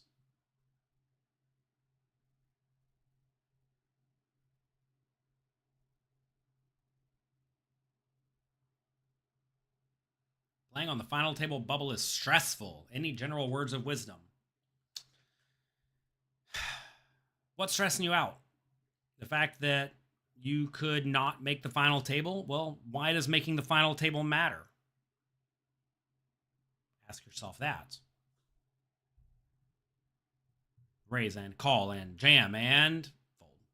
Notice here, making the final table here from 8th to 7th just wins you a little bit of money. It's just another payout jump. Just another payout jump. And I think a lot of people get very emotionally wrapped up in making a final table or getting a cash or taking a top 3 or getting a win. And they put all these unnecessary stressors on themselves that really don't matter. Kind of like going back to bracelets earlier. Does winning a bracelet actually matter? Like, not really.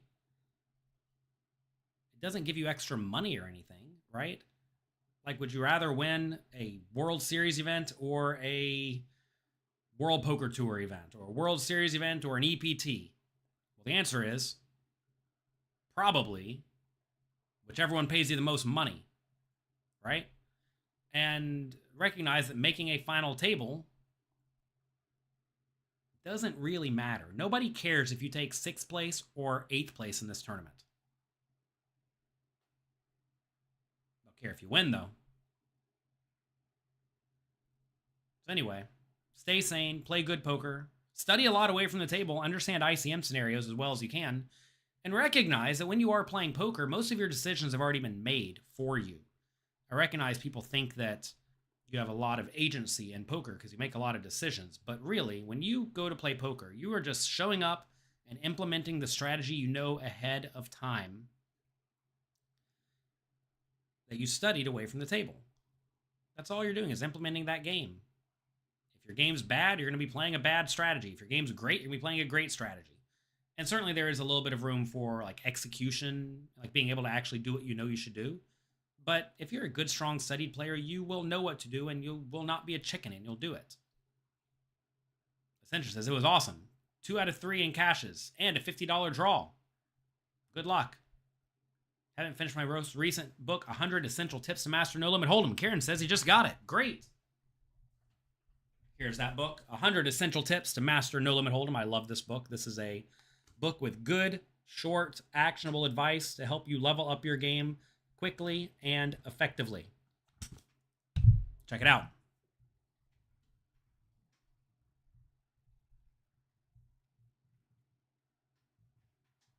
They currently only have PLO and No Limit Hold'em on Coin Poker.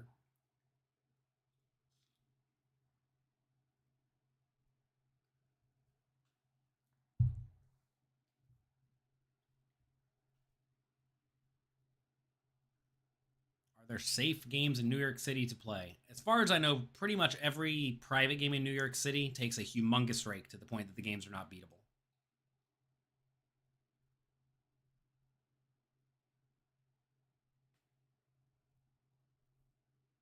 Still 7 players remaining at this final table. We've been playing 13 minutes. Nobody wants to bust.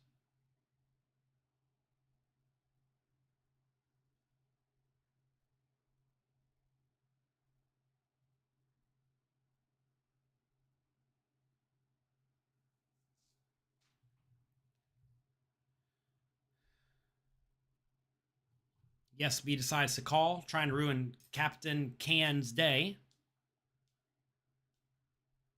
Gas Station Sue says, who else is watching on this stream on YouTube? What's wrong with the stream on YouTube, LOL? This is a good stream.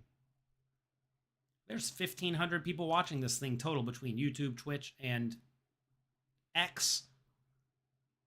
Probably everyone on X is a bot.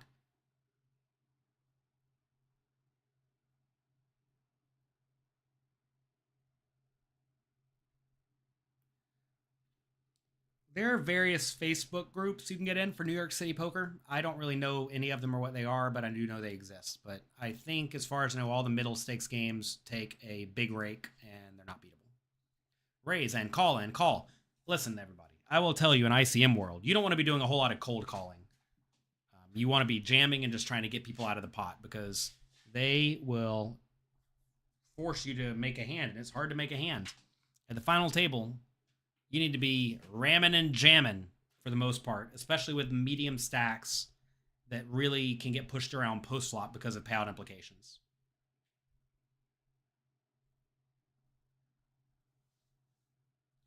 Four big blind bet from Yes B. Fletcher Sketch, hello. Gas Station Sushi, gonna stick around? No. Yes B. Bulldozing everybody.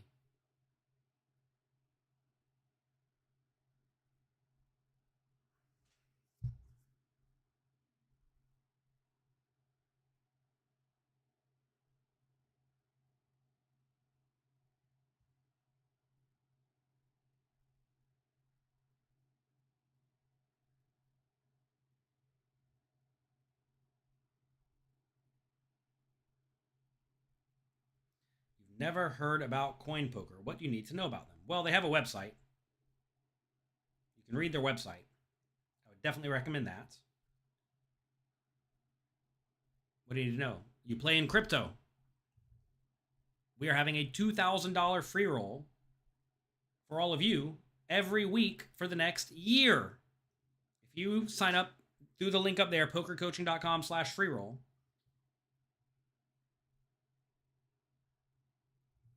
you can get in a $2,000 free roll every single week. They have a great slate of tournaments on Sunday. They have small and medium stakes cash games plus a few high stakes cash games. I will be streaming a $25.50 no limit hold'em game on Sunday. Last two streams, I've gotten wrecked. It's funny because I'm wrecking everybody when I'm not on stream. When I'm on the stream, I'm getting wrecked myself. So hopefully that does not persist. Hopefully I start wrecking them.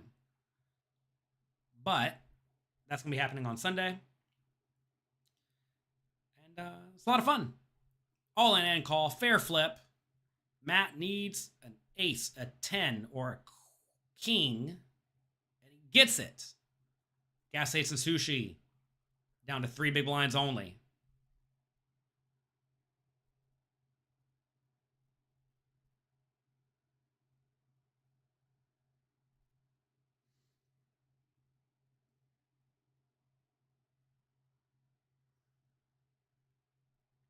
Three big blind all in, 7 big blind all in. PK Bones, can you wake up with the nuts? No. We have ace 2 suited against the king 4, fair fight. Nuts for Gas Ace and Sushi. Should have waited one hand, would have had the nuts instead of 8s. That's a joke. You obviously had to go with the 8s. 8s are great. 4 big blinds on the button. Not really where you want to be, but better than 3. Zoten bumps it up. PK Bones bumps it up even more. Yes B. Does Yes B have the nuts? King 10 offsuit. Almost the nuts.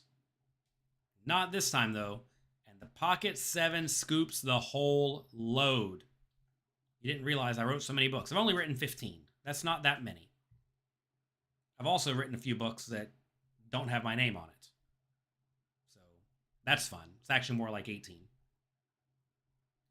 You don't always get the credit for the work you do. Let me tell y'all something funny. There's this guy who seems to not like me for some reason on the internet, and he writes book reviews, okay? He reviews most Jonathan Little books as just okay. Not bad, but just okay. I put out another book under someone else's name. I did 95% of the work. And he said this is the best book he's ever read. Oh my God. So funny. Some of these people are so obviously biased, it's a joke. If someone's so obviously biased a joke, I'll tell you what you need to do. You need to unfollow them and not listen to anything they say ever again, because they're super duper biased. Their opinion is gone. It does not matter.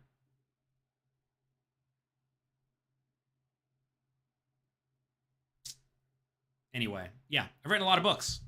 They're all back there. Every single book up there I have been heavily involved in.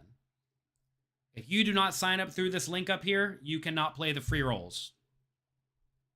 You can send us an email to support@pokercoaching.com. Take a look. Just go read the link. Go read the FAQ. Follow the directions. We may be able to get you in the free roll, but apparently, if you've already signed up through somebody else, it's tough. You find it difficult to study poker charts. We have an all-in. Yes, B gets a pretty spicy river. Oh, Captain Can lost too. Bye. Yes, B spikes on the river. That's a fun one. You have a hard time studying the charts. So we have a poker coaching app where we have this tool called Clear the Charts. Clear the Charts is a way to go through and test yourself on all sorts of various charts. That's a great way to quiz yourself over and over and over again. Also, we have the poker coaching app that has all the GTO charts in it. And you can go through and compare and contrast charts over and over and over again. And you'll eventually see patterns pop up over and over and over again. I also definitely recommend everyone go through the tournament and/or cash game masterclass. Those two will go a long way to really hammering stuff home. But look, you got to practice consistently. It's not just going to be like read it once and you know it forever, right? Poker's a hard game. If it was easy, everybody would be winning at it. Or it'd all be losing the rake at it. Raise from Gas Station Sushi. Yes, B bumps it up again. You all are battling. Two short stacks at the table, Fletcher, Sketch, and Matt. PK Bones and Gas Station Sushi in the middle. Yes, B up top. These players are playing for a first prize of $390. They got to enter this tournament for $0. You can play next time on Monday. Check it out, pokercoaching.com/freeroll. You get paid in crypto. You get paid in crypto. Correct.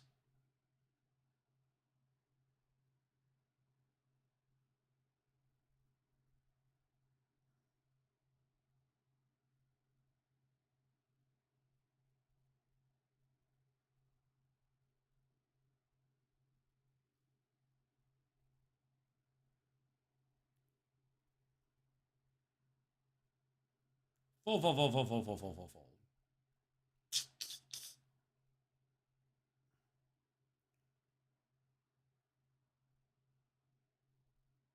Old school players call that a ground skinner.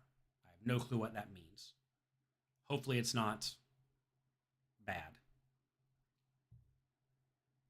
2.4 big blind all in. Gas Station Sushi has to call with any two cards. Gas Station Sushi has a real hand. King 10 suited, somehow dominated. Turns a draw. Would rather have 7-2 offsuit. Ace King wins. For Matt S. Much needed win for Matt S. Bumps up to 5.7 big blinds. Yes, he folds. Matt folds. Sketch a flex. You better get to work. You still run weekly Court of Degeneracy and Deck of Degeneracy tournaments. Yes, we have 2 tournaments for Deck of Degeneracy and Court of Degeneracy holders every single week.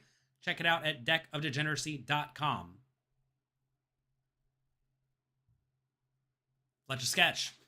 Trying to get to work. 3.32 big blinds. Yes, B's going to have to call super wide, but he does not. Big win for Fletcher Sketch. Almost doubles up without even seeing the flop. Getting a double up without even having to see the board is very valuable. And yes, B shoes, I don't even know if you can fold the 7-2 offsuit there. It's probably close. I guess the ante is not a big blind ante. It's a little bit smaller than that, right? It's only 0.63 big blinds. Gas Station Sushi bumps it up. PK Bone says all of it.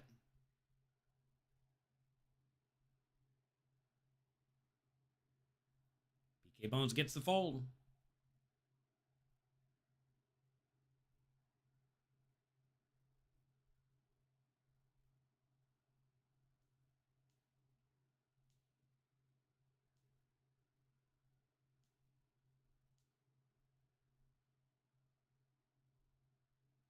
PK Bones raises it up. Fletcher Sketch. It's a pretty good spot to call and try to flop well and then put the money in later if you feel inclined.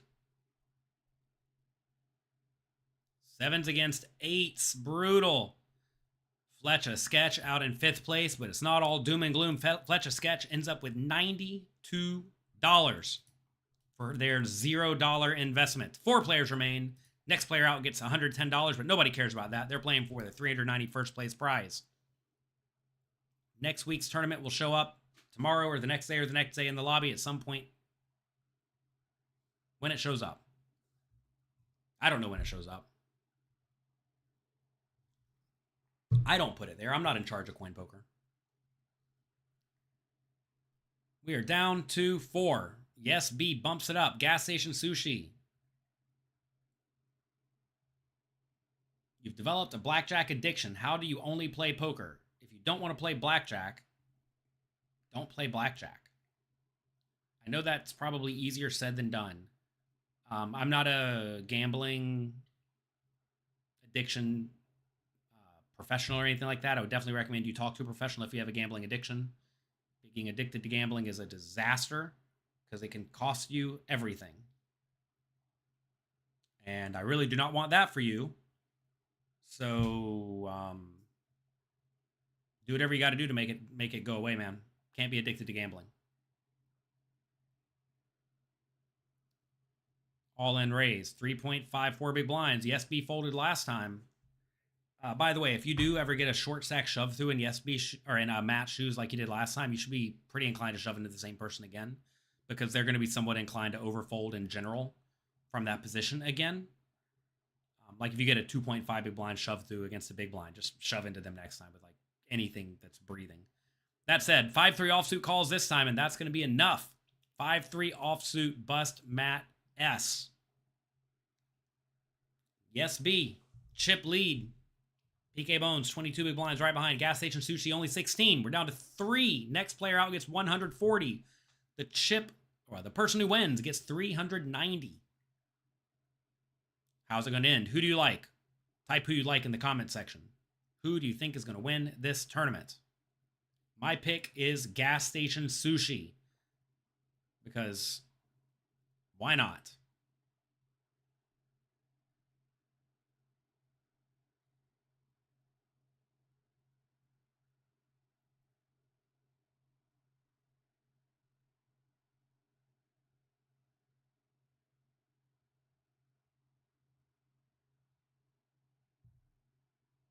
PK Bones giving it thought. Ops Lemp. So now you have a crypto bankroll. Yes. Get in there. Try to spin it up. Show that you're actually the solver, GTO Poker Legend. If you actually are, you'll be rich within a week. I'm so happy for you. It's nice to go from no money to rich in just a week only. Savage Poker 81, good morning.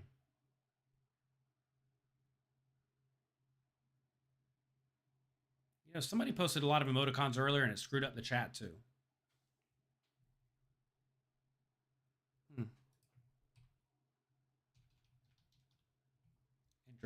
Interesting. Annoying glitch there. Don't type all emoticons. It clearly breaks my chat.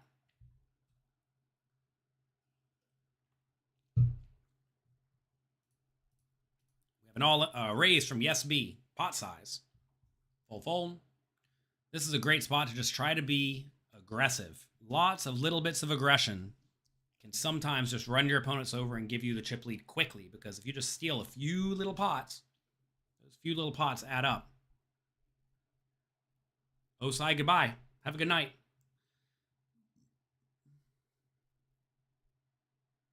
We see a limped pot. 953. Check that fold.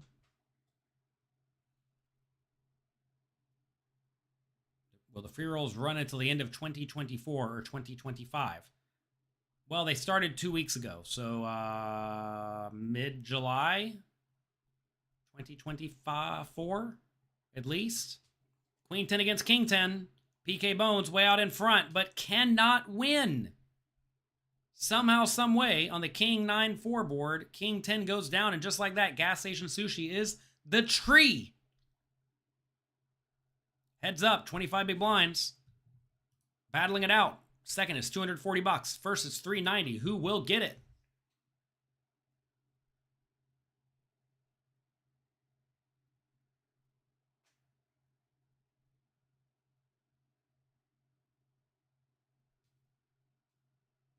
minimum raise, re-raise from YesB. YesB's been piling on the aggression. Gas Station Sushi says it's time. What do we have? Kings against eights. And just like that, boat against boat, Gas Station Sushi has taken down the title. Wow, I couldn't line that up any better. Gas Station Sushi takes it down, $390. And the third Poker Coaching Invitational title. Thank you all very much for being here. I hope you've had a wonderful night. Congrats to all the winners. $390 is nothing to scoff at. That is a legitimate bankroll that can give you a chance to make it as a poker player. For your chance, next week, check out pokercoaching.com/freeroll. Seriously, you can get in the game. It costs you $0. We have about $100,000 more to give away over the next year. And I want to make a point to make it clear to all of you, this is for you. We made this deal to give this money to all of you. And it's up to you to collect it. That's it for today. Thank you for being here. Before you leave, click the like and subscribe buttons down below. Click the notification bells. Hope you have a wonderful night. I'll talk to all of you next time. Bye-bye.